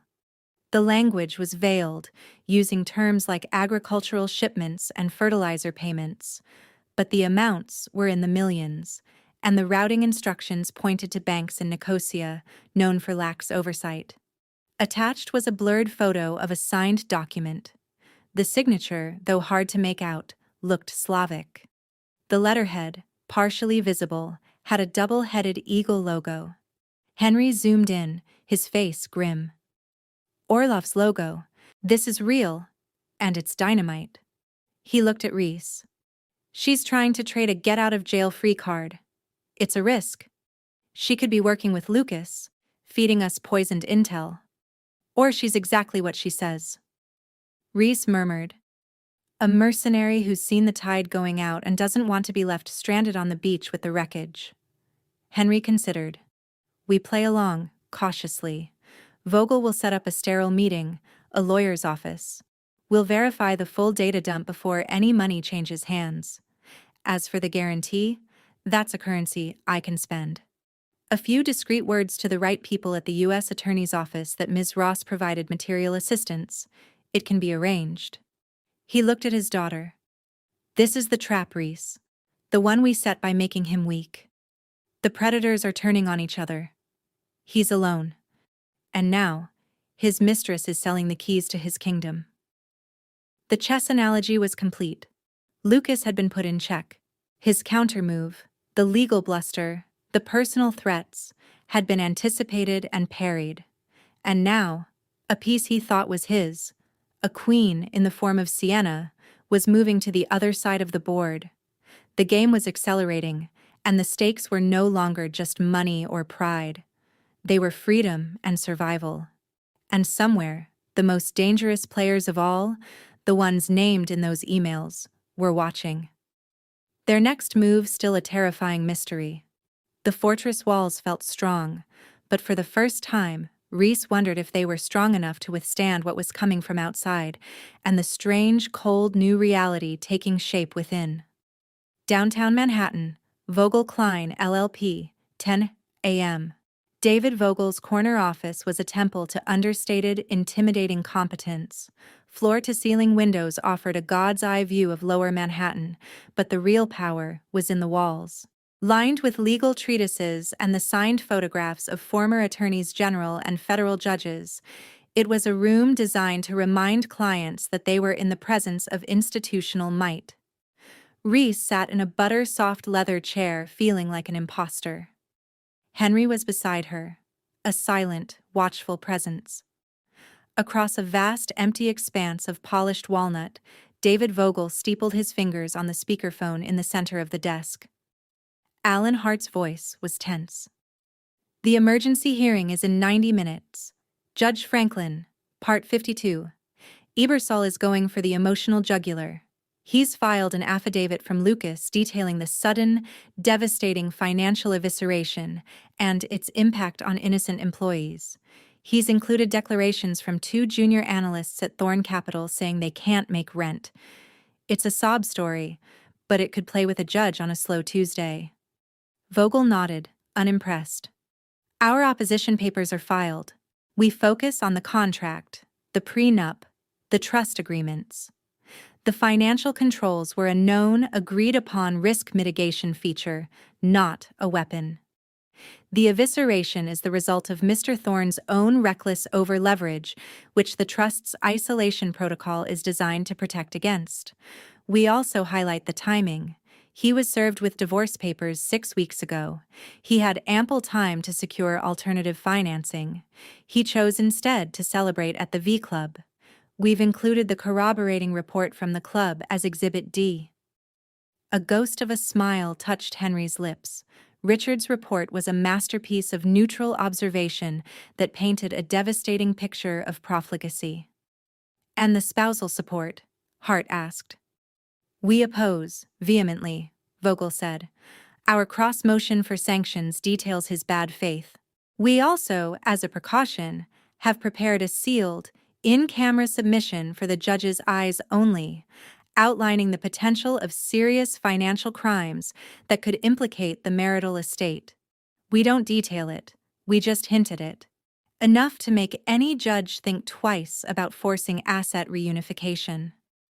"A nuclear option," Hart breathed. "A deterrent," Vogel corrected. "Let's hope we don't need it. Reese, you'll be there. Look the part. Respectful, composed. The picture of a woman who has taken necessary legal steps to secure her financial future from a partner's irresponsibility. You are not the villain. You are the prudent fiduciary." New York Supreme Court, Civil Branch, Part 52. 11:45 a.m. The courtroom was a high-ceilinged, wood-paneled arena smelling of old paper, anxiety, and lemon-scented polish. Reese sat at the defendant's table with Vogel. Henry was in the first row of the gallery, a spectator. Lucas sat at the plaintiff's table with Doug Ebersol, a broad-shouldered man with a fighter's stance. Lucas looked like hell, suit rumpled, eyes bloodshot, a tick in his cheek. He didn't look at her. Judge Franklin was a woman in her 60s with sharp eyes and a reputation for having zero patience for nonsense. She skimmed the papers, her expression inscrutable. "Mr. Ebersol," she said, her voice dry, "you seek a temporary restraining order to, in essence, unfreeze various financial accounts and compel Ms. Thorne to refill the marital coffers. Is that it?" "Your Honor," Ebersol began, losing gravitas. "This is a case of extraordinary, retaliatory financial cruelty, executed within minutes of the marital dissolution becoming final. My client's business, a going concern employing 47 people, is being strangled. His personal ability to function has been obliterated. This is not about contract law. It is about basic equity and the prevention of irreparable harm. Ms. Thorne, with the apparent assistance of her father, Henry Sterling. He gestured grandly towards the gallery, and Henry didn't flinch. Has weaponized complex financial instruments to effect a personal vendetta. Your Honor. Vogel stood, his movement calm, deliberate. Hyperbole is not a legal argument. My client exercised contractual rights under agreements Mr. Thorne willingly signed. The strangulation of Thorne Capital, if it exists, is the result of Mr. Thorne's decision to tether his company's operational survival to volatile, commingled marital assets, and to then engage in conduct that triggered the very risk mitigation clauses designed to protect those assets. The timing is unfortunate for him, but it is a consequence of his choices, not my client's malice. The judge peered over her glasses. Mr. Ebersol, your client is a sophisticated businessman. Are you telling me he didn't understand the implications of these clauses? He understood them as theoretical. Your Honor, Vogel interjected smoothly. The clauses were explicit. We have the negotiation emails. His then counsel was copied. In fact, Mr. Thorne's side insisted on including the liquidity waterfall provision in the trust to protect his initial capital. This change in status trigger is standard in such instruments. My client's status changed, the trigger was pulled. It's arithmetic, not artillery. Lucas suddenly slammed a hand on the table. She's trying to ruin me. This is about her wounded pride, about her father's. Mr. Thorne! Judge Franklin's voice cracked like a rifle shot. You will control yourself, or I will have you removed. Your lawyer speaks for you. She turned a frosty gaze on Ebersol. I've read about the V Club. A 6-figure dinner on the day of your divorce? While seeking emergency relief from this court for poverty? Ebersol reddened. Your Honor, that is a private matter. Sensationalized by the press. The freezing of corporate liquidity is the issue, not my client's personal spending. It reflects poor judgment and a lack of urgency. I am denying the TRO. The contractual framework seems clear, and the relief sought, which would effectively nullify private contracts, is too extreme. Mr. Thorne has alternative remedies. He can seek alternative financing or post a bond. This court will not serve as his personal line of credit. Lucas made a choking sound and Ebersol appeared stunned. Your Honor, the company may not survive the week. Perhaps, Mr. Ebersol, you should have sought this relief weeks ago when your client was served, or advised him against betting the entire company on a single, highly leveraged deal. Motion denied. We will proceed with the divorce and trust arbitration on the regular calendar. However, I am ordering a modest temporary support payment, turning to Vogel. Mr. Thorne seems to have an immediate need. Ms. Thorne will pay $15,000 a month until final judgment. It's too much, given the scale of the matter at hand, but it covers the basic expenses. Vogel nodded. We accept the court's offer. Your Honor, it was a minor setback, a paltry sum, a victory. As they stood to leave, Lucas rushed toward their table, but Ebersol held him back. This isn't over, Lucas hissed, his voice low and venomous, directed solely at Reese. You think you've won? You just started a war you can't understand. Reese. That look, unanswered. The coldness in her own eyes seemed to shock him more than any answer. He was led away, a defeated general, but with chaos in his eyes. Later, on the way to Sterlingtown to meet with Sienna, the judge's support order proved insignificant, Vogel said, reviewing notes on his tablet. A judicial fig leaf. The crucial point is that he overrode the temporary injunction. The firewall holds. Lucas's public and legal offensive has failed. Now the private offensive is intensifying. She looked at Reese. This meeting with Ms. Ross was a calculated risk. It could be microphoned. Lucas's people could be waiting outside. We've taken precautions. The meeting will take place in the office of a neutral third-party escrow agent. The room was cleared. Your father's security will be nearby, discreetly positioned. They arrived at a nondescript office building downtown. The escrow agent's office was nondescript and professional. Sienna was already there, looking like a different person. The silver club dress was gone, replaced by a severe dark pantsuit. Her hair was pulled back into a tight bun, and she wore no makeup. She resembled a banker or a prosecutor. The transformation was unsettling. An unfamiliar lawyer sat next to her. Introductions were made, but no handshake. The escrow agent, a certain Finch, laid out the terms. Sienna would provide the data. Vogel's technical expert, located in the next room, would have 1 hour to verify the authenticity and scope of the transaction. If satisfied, a wire for $250,000 would be transferred from a sterling-held escrow account to one controlled by Sienna's lawyer. Simultaneously, a letter prepared by Vogel and signed by Henry would be handed over. The letter did not admit any wrongdoing by Sienna, but stated that, based on the provided information, the Sterling family considered her a cooperating individual who had been misled by Lucas Thorne. It was the assurance she desired, a document to present to any inquirer. "The sample is compelling," Vogel remarked. "We need to see the rest. The Petrodyne schematics, the Orloff communications, the internal memos regarding SEC filings." Sienna nodded. "All business." She slid a slim, encrypted solid-state drive across the table. "Everything from the initial pitch to the panic emails from this morning. Passwords and keys are in a separate file, it's all there." He was arrogantly careless. The drive was taken to the tech expert. The following hour was the longest of Reese's life. She sat sipping terrible coffee, observing Sienna, who remained perfectly still, her face expressionless. This woman had been in her husband's bed, had laughed with him, had planned a future. Now she was selling the remnants of that future for $250,000 and a get-out-of-jail-free card. The transaction was so profoundly immoral it made Reese's head spin. Vogel's phone buzzed. He read a text message. His expression remained unchanged. He looked at Sienna.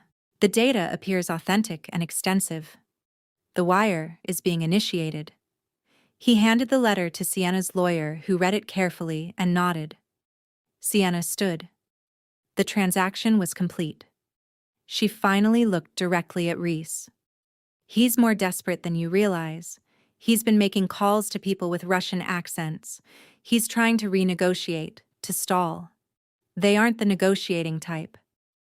"When they discover the money is gone," she let the sentence trail off. "Watch your back. He blames you, and he has exhausted all civilized options." With that, she turned and left, her lawyer following. The echo of her heels was the only sound of her departure. Later still, at Sterling Estate. The study of the data revealed a treasure trove of corruption. Vogel and a junior associate were in the study, screens aglow, speaking in low, urgent tones. "This is a roadmap for the U.S. Attorney's Office for the Southern District of New York," Vogel stated on his voice. "It details at least 3 clear violations of the Foreign Corrupt Practices Act: wire fraud, bank fraud, and conspiracy. The Orlov connections are explicit. There's even a chat log where Lucas complains about the Bolshoi Mafia taking too large a cut." He looked at Henry. "This is no longer about divorce. This is about federal prison." Henry's face was grim. "We will hold on to it for now. It's our insurance policy. The moment we hand it over to the authorities, it becomes part of the public record. Lucas will know Sienna betrayed him. He might act irrationally. We will use it to control the narrative, to force a settlement that completely exonerates Reese, with all marital assets severed, and a non-disparagement agreement that includes his silence on any matters pertaining to your mother." "Reese, he'll never agree," Reese stated. "He will," Henry replied, his eyes cold. "When he realizes the alternative is not losing his company, but losing his freedom. We'll have Vogel discreetly inquire with the SEC, posing as a whistleblower's lawyer, offering an anonymous tip about Thorne Capital. Let the regulators start sniffing around. Let Lucas feel that pressure. Then we'll present him with a choice. A clean, quiet financial divorce where he walks away with the house and whatever he can salvage from his burning company. Or we hand this. He gestured at the screen. To the U.S. attorney and watched the dawn raid on the Hamptons house on CNN. It was brutal. It was ruthless. It was Reese understood. The only way to be truly free of him. The law could end a marriage. Only fear could end the threat. Her phone buzzed. An unknown number. A text message arrived. Unknown, you were right about the trap, but you're looking at the wrong fox. The bear is already in the garden. Ask your father about Caspian Holdings and the fire in Wilmington. She showed it to Henry. For the first time that day, a flicker of what appeared to be genuine alarm crossed his face. It vanished instantly, replaced by a deeper resolve. Caspian Holdings, he murmured, an old failed investment, a competitor of Orlov's. The fire was an accident, an electrical fault. He took the phone from her, his thumb hovering over the screen. This is a new maneuver by a different player trying to sow discord, to intimidate us. He deleted the message. Ignore it. Focus on the board in front of us. But the damage was done. The text had introduced a new variable, a shadow on the periphery of the chessboard. The game with Lucas was terrifying, but it was on a board she was beginning to comprehend. This Caspian, the fire, the bear in the garden, hinted at an older, deeper, and far more dangerous game her father had been playing long before Lucas Thorne ever entered her life. Although the fortress walls still stood for the first time, Reese wondered if the real danger wasn't external, but internal. What if the threat lay within the walls themselves? The specter of her father's past dealings, awakened by the scent of blood and weakness. The trap had indeed been set, but as the text implied, perhaps they had all been ensnared much longer than they realized. At Sterling Estate, late in the evening, 3 days after the hearing, the fire in the study had dwindled to embers, bathing the room in a pulsating, bloody glow. The data from Sienna's drive, fully decrypted and analyzed, was not in physical stacks but spread across Henry's largest monitor as a sprawling, horrifying map. It was a labyrinth of shell companies, encrypted chat logs, and wire transfer records, all inexorably leading to a single ominous name, Victor Orlov. The sheer volume of evidence was staggering. The Petrodyne deal was merely the centerpiece. At least 4 other smaller investments served as nothing more than laundromats for what appeared to be Eastern European drug and arms money. Lucas wasn't simply a reckless investor. He had become a willing, albeit somewhat naive, cog in a transnational criminal enterprise. Vogel had departed, his briefcase heavy with a curated, redacted subset of the evidence. His instructions were clear. Make the discreet inquiry to the SEC, but through a back-channel so convoluted it would be untraceable. The objective was to make the regulatory pressure feel organic, like the natural consequence of a collapsing, over-leveraged fund, not a targeted strike. The goal was to spook Lucas, not to provoke Orlov just yet. Reese sat curled in her armchair, a blanket over her legs despite the room's warmth. She felt hollowed out, a vessel filled with the crimes and calculations of others. The initial righteous fury over Lucas's infidelity had been eclipsed by a deeper, colder dread. This was no longer about a broken heart. It was about a broken world with real, violent consequences. Henry was at his desk, staring at a single separate document on his screen. The text Reese had received about Caspian Holdings. He hadn't deleted it. He had had it traced. The number was a burner, purchased with cash in Queens. The bear in the garden reference was chillingly apt. Orlov's personal security detail was allegedly named Medved, Russian for bear. Caspian, Henry said quietly, as if to himself. A rival briefly a decade ago. We backed the wrong horse. Caspian's CEO died in a sailing accident. His CFO went to prison for fraud. Their assets were absorbed by other entities. He looked up, his face aged in the dim light. The fire in Wilmington was at a data storage facility that housed some of Caspian's legacy records. The official report cited faulty wiring. I always suspected it was a cleansing, Orlov tying up loose ends. And you were involved? Reese asked, her voice small. I was an investor, Reese, a silent partner. It was a business decision that went bad. I lost $5 million and got out. That's the story. But his eyes held a shadow suggesting the story was missing several chapters. This text, it's a warning and a threat. Someone is telling me they know this history. They're connecting my past to Lucas's present. They're saying Orlov's circle is aware, and they're not pleased with the disruption. The disruption being me and B7? Henry nodded slowly. Orlov doesn't care about your divorce. He cares about his pipeline. Lucas was a convenient American spigot. You, or rather my intervention, have kinked the hose. The money has stopped flowing. The people expecting that money are not patient people. A new, more primal fear, distinct from the fear of humiliation or poverty, slithered down Reese's spine. What do? First, they lean on Lucas heavier than he's ever been leaned on. If he can't restore the flow, Henry let the implication hang. If they perceive the blockage as permanent and trace it back to us, they may attempt to apply pressure directly to encourage us to unkink the hose by threatening you or me, by demonstrating consequences, Henry said, his voice flat. The text is a demonstration. It says, "We know your secrets. We can reach you." He stood abruptly. The security detail around the estate is being doubled discreetly. You will not leave without Leo in a second car. The meeting with Sienna is our only move now. We must use her data to force Lucas into a corner so tight that he either flips for the feds, taking the full weight of Orlov's organization with him, or he has an unfortunate accident. Reese finished, the words tasting of bile. Henry didn't confirm it. He didn't need to. The board had expanded beyond divorce court and financial blogs. It now included the shadowy, violent world of international oligarchs, and they were all perilously exposed. Downtown Manhattan, in the offices of Ebersol Crane. The next morning, the mood in Doug Ebersol's office was funereal. Lucas looked like he had aged a decade in 3 days.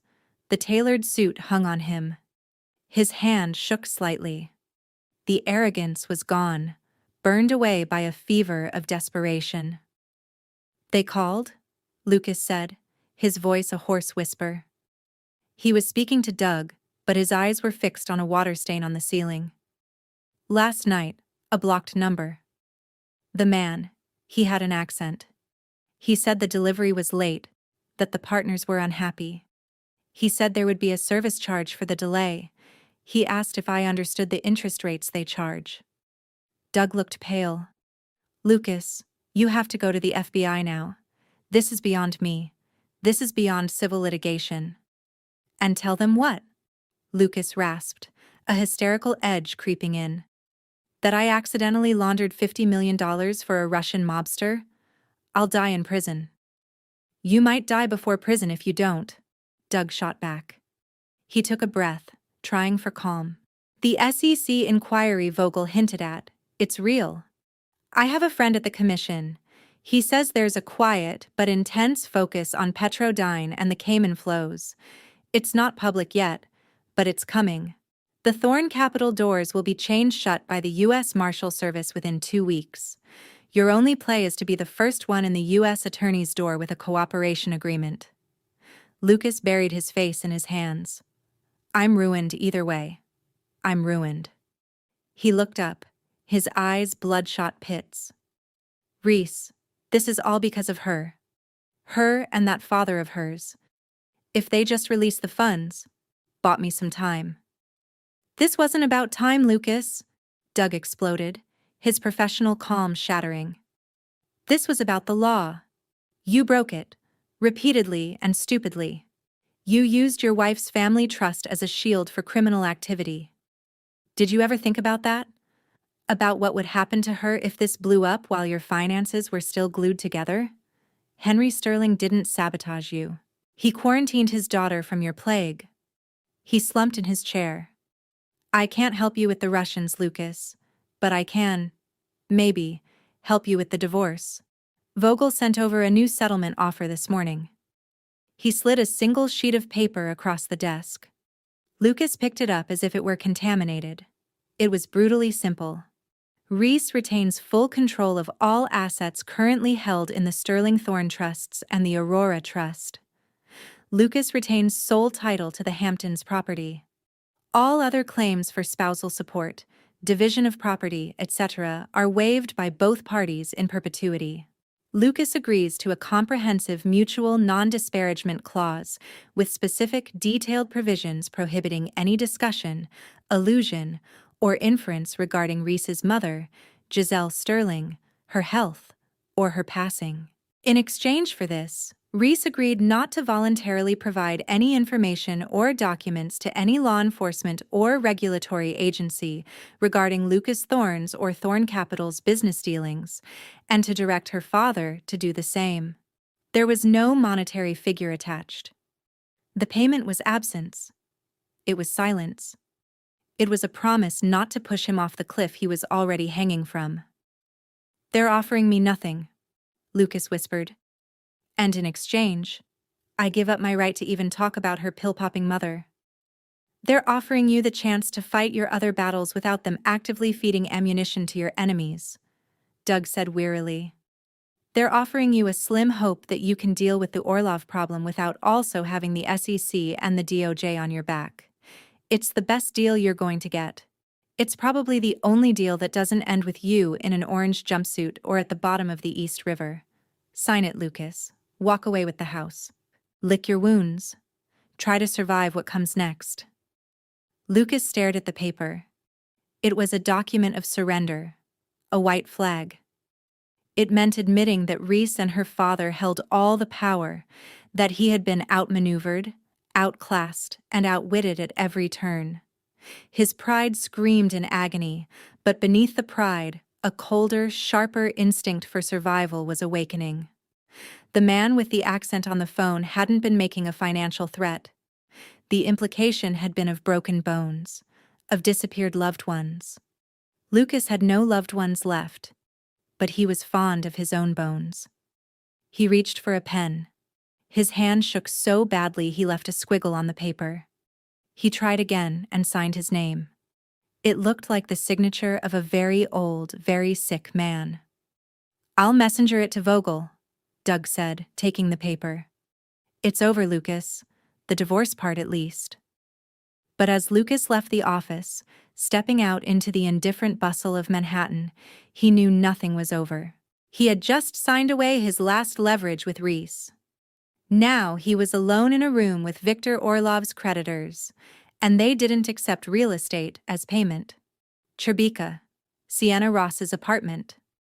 That afternoon, Sienna's apartment was a minimalist's dream, all white surfaces, sharp angles, and breathtaking views of the Hudson. It was also, Reese thought as she entered with Leo a discreet distance behind, completely soulless, a stage set. Sienna was pouring sparkling water into 2 glasses. She was back to looking sleek, but the severity of the pantsuit was gone, replaced by expensive athleisure wear. She looked like someone waiting for a storm to pass. "The money hit the account," Sienna said without preamble, handing Reese a glass.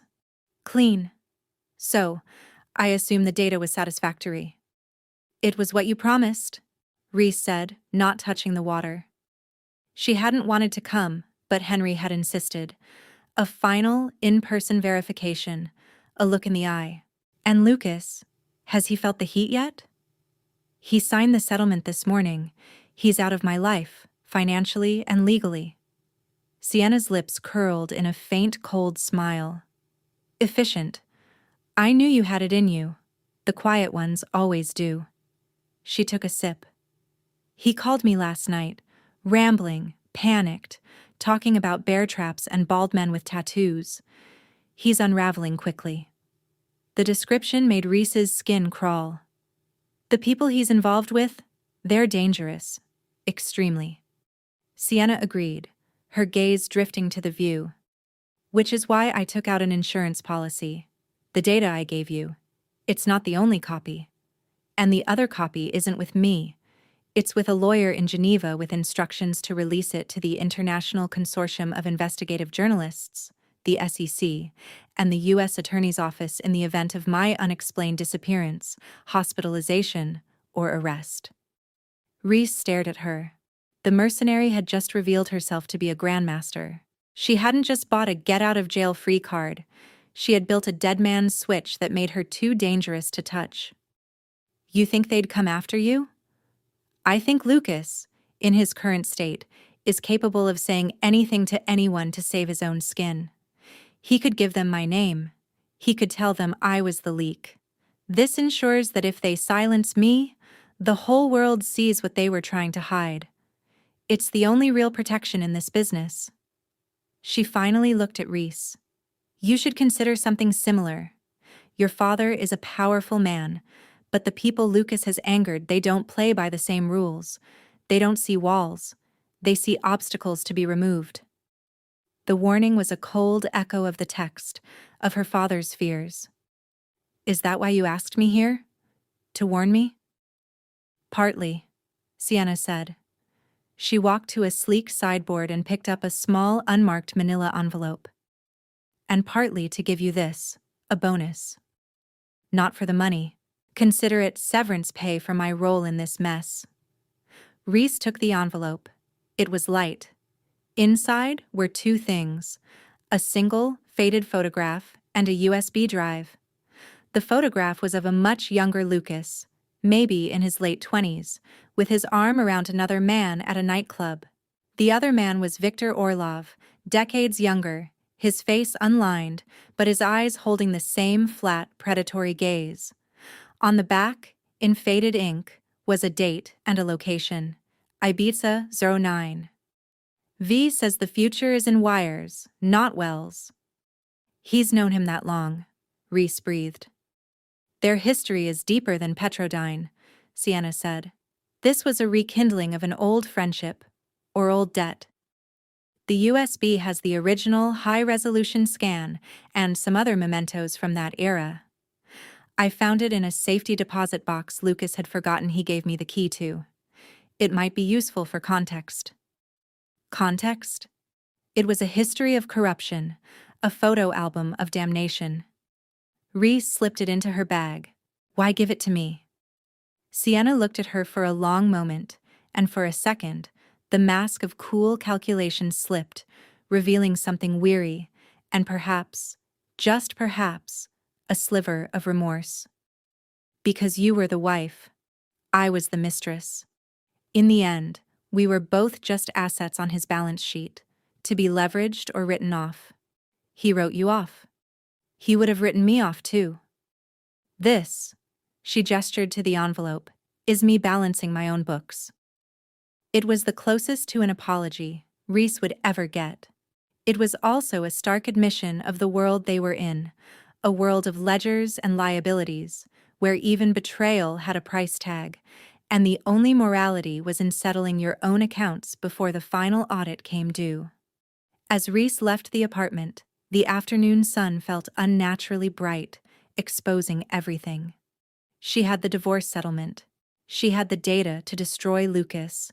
She had a fortune in Zurich. She had won by every metric her father understood. But as Leo drove her back to the Connecticut fortress, the unmarked envelope in her bag felt heavier than lead. It wasn't merely evidence, it was a receipt. A testament to the cost of her freedom, procured with the currency of her fractured trust, her father's covert conflicts, a stranger's chilling calculus, and the ever-present encroaching shadow of a bear from a garden she never knew existed. The fortress remained, yet the price of its preservation was being tallied in a ledger darkly stained, a darkness she had only begun to grasp. A week later, Sterling Estate, library. The air in the library hung heavy with the aroma of aged leather and beeswax, A formal legal separation agreement, a document as substantial as a Victorian novel, lay between them on the table, bearing the signatures of all involved. The divorce was now truly, utterly, and irrevocably finalized. Its stipulations, etched in legal permanence, signified a clean, surgical severance. Lucas received the Hamptons residence, a lifeboat in a tempest of his own making. Reese retained everything else: the financial frameworks, the trusts, her liberty. The non-disparagement clause concerning her mother was ironclad, effectively silencing Lucas's most potent weapon. The war, it seemed, had concluded. However, the silence that followed the ceasefire resonated with the ominous rumble of distant, more significant battles. Henry Sterling stood by the window, observing a hawk wheeling over the distant woodlands. Vogel's SEC contact confirmed that the inquiry had escalated to a formal investigation, with Thorn Capital's records duly subpoenaed. Lucas's legal team was in a frenzy, attempting to negotiate a delay under the guise of ongoing refinancing efforts. He turned, his expression grim. "There will be no refinancing. The Orlov Syndicate has called in their markers. I'm informed Lucas is attempting to discreetly sell the Hamptons house at a substantial discount to acquire liquid capital. The buyers are suspect, likely fronts for those he owes." Reese sat in a wingback chair, clutching the photograph from Sienna's envelope. It depicted a younger, more carefree Lucas with his arm around a visibly menacing Victor Orlov from an earlier time. The future is in wires, not wells. Prophetic in the most horrifying sense. Will they kill him? The question was delivered tonelessly. The man she had loved was already deceased to her. She was inquiring about a liability.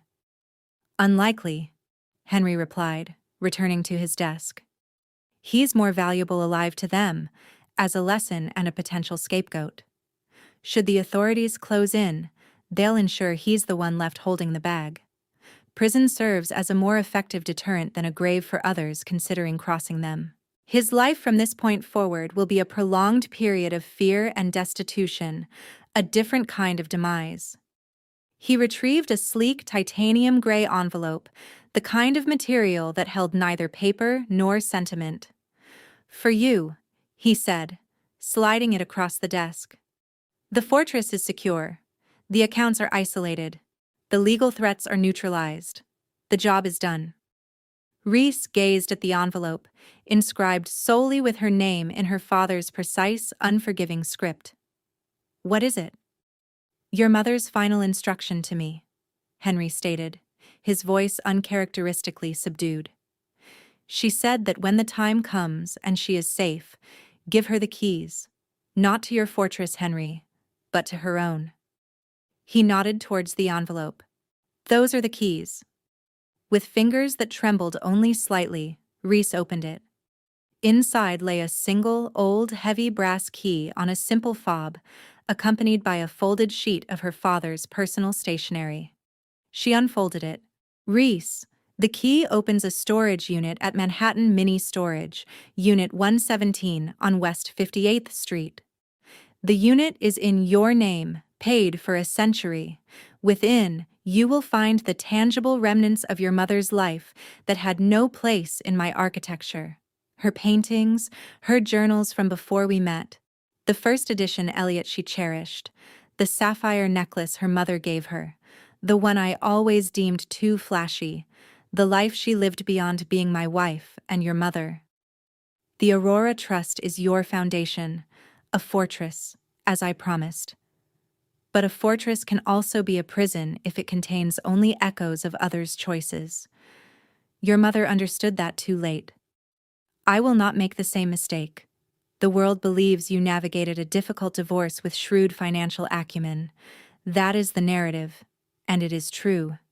But you and I know the cost. The ledger of the heart has its own columns, and the debits have been substantial. Utilize the foundation, but build something that is yours, not a defense against the world, but an expression into it. Be smarter than I was. Be braver than she could be. The castle stands. Now, Go build your own kingdom. Love, Dad. Reese read the words twice, then a third time. The cold, calculating general was gone, replaced by a father who had waged a brutal, necessary war to protect his child, and who now, in victory, offered not just wealth, but an apology and a release. The keys were not to a new property, but to her own past and her own potential.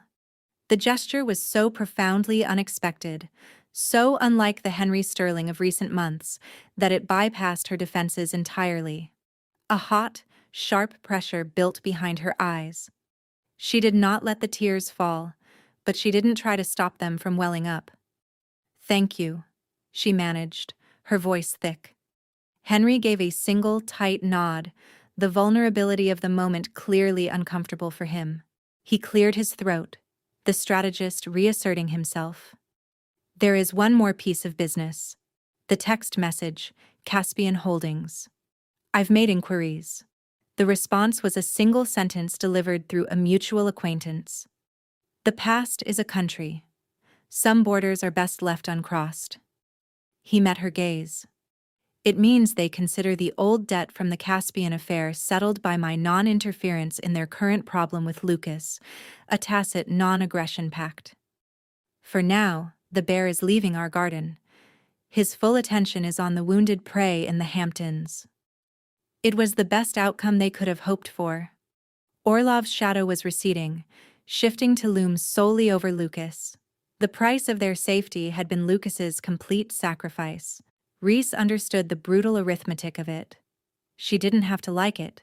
She just had to accept it. "And Sienna?" she asked. "According to Richard, she's departed the city, ostensibly for an extended wellness retreat in Switzerland, coincidentally located near Zurich and Geneva." A subtle hint of grim approval touched Henry's lips. "She's positioned herself between her fortune and her dead man's switch. She'll be all right. Individuals like her invariably are." 2 weeks later, the V Club. Early evening. Reese hadn't intended to return. The very notion of the V Club had been inextricably linked to the memory of her humiliation, of Lucas's spectacular downfall. Yet, a peculiar, perverse compulsion had taken root. To reclaim the space, to redefine its significance, to occupy the very heart of the establishment that had borne witness to the inaugural act of her new life and demonstrate, to it and to herself, that she was not a victim, but a survivor, a victor. She went alone, attired in a simple, impeccably tailored black dress, devoid of any jewelry. Leo deposited her at the entrance. The same hushed opulence, the same meticulously crafted ambiance prevailed. A different hostess greeted her, but Richard materialized within moments, emerging from the shadows as if summoned. "Ms. Sterling," he said, the name delivered with flawless, neutral respect. No thorn. The transformation was absolute. "A pleasure to see you again. Your table, the Fontaine table, please." "Richard." The request was a test, for him and for herself. Not a flicker of surprise crossed his features. "Of course. This way." He led her along the familiar path, past the same curious, appraising glances. The cascading waterfall shimmered, an identical hypnotic dance of light and liquid. He held her chair with the same elegant efficiency. "May I offer you something to drink? The Krug 04 is no longer available. We have the 08, however, a superior vintage in the opinion of many." A jest? A subtle jab? His expression offered no clue. Perhaps it was merely a statement of fact. "A glass of the Sancerre, please." "Richard, the Forest Hill and a still water." An excellent choice. He bowed slightly and withdrew. Reese sat alone at the table for two, observing the waterfall. The specters were present. Lucas's laughter, Sienna's glittering eyes, the beep of the declining card, the crushing weight of public disgrace. But they held no power. They were mere memories, data points. The architecture of her life had withstood their impact. The Sancerre arrived, crisp and clean. She took a sip. The taste of cold stone and green apples. It was nothing like the flamboyant, celebratory Krug. It was better. It was honest. Halfway through her glass, Richard returned. Not to serve, but to stand respectfully at a distance. I trust everything is to your satisfaction, Ms. Sterling. It is, Richard. Thank you. She paused, then looked up at him. The bill from that night. My father settled it with you separately. He did, Mr. Sterling, a private transaction. The club's ledger merely reflects that the account was settled in full, and the watch, held for the agreed 48 hours, was returned to a Mr. Ebersole as per the instructions left by Mr. Thorne. The remaining balance of the account, plus fees, was charged to a corporate card belonging to Thorne Capital, which eventually cleared. Richard's lips thinned almost imperceptibly, just before the bank froze the account entirely.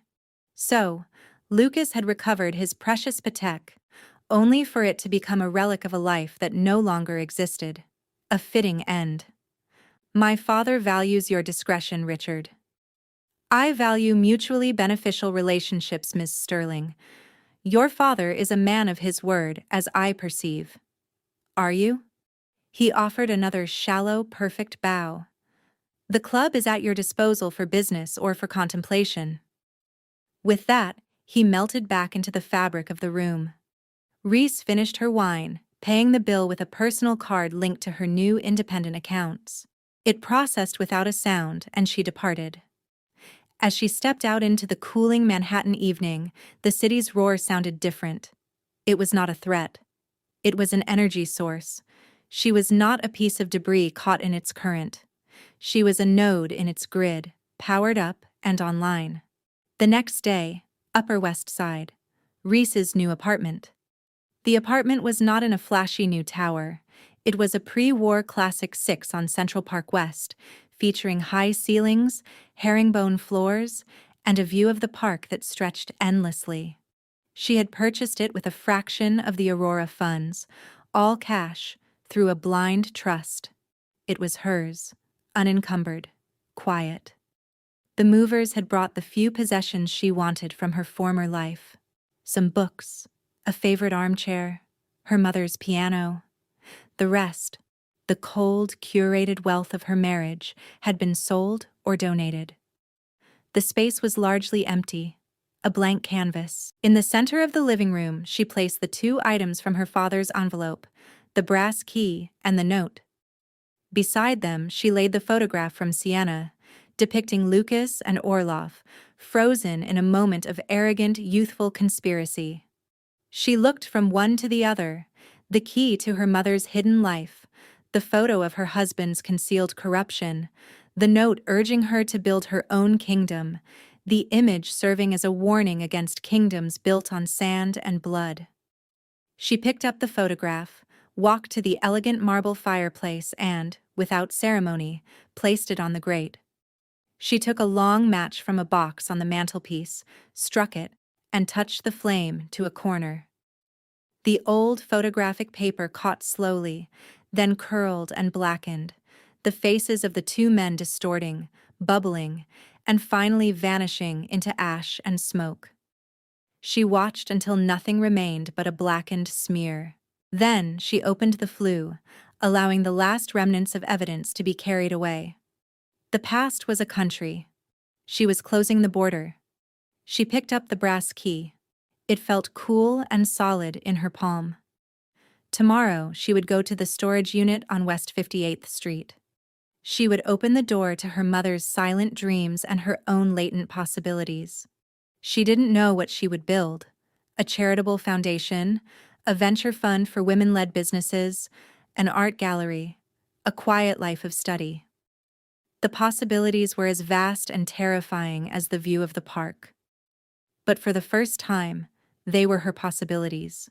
Not defenses, not reactions, not legacies of others' wars, but her own. She walked to the grand window, the key clenched in her fist. The afternoon sun slanted across the park, painting the trees in gold. The castle, as her father had said, stood. The siege was over. The account was settled. Now, the far more difficult, far more interesting work began. The work of building.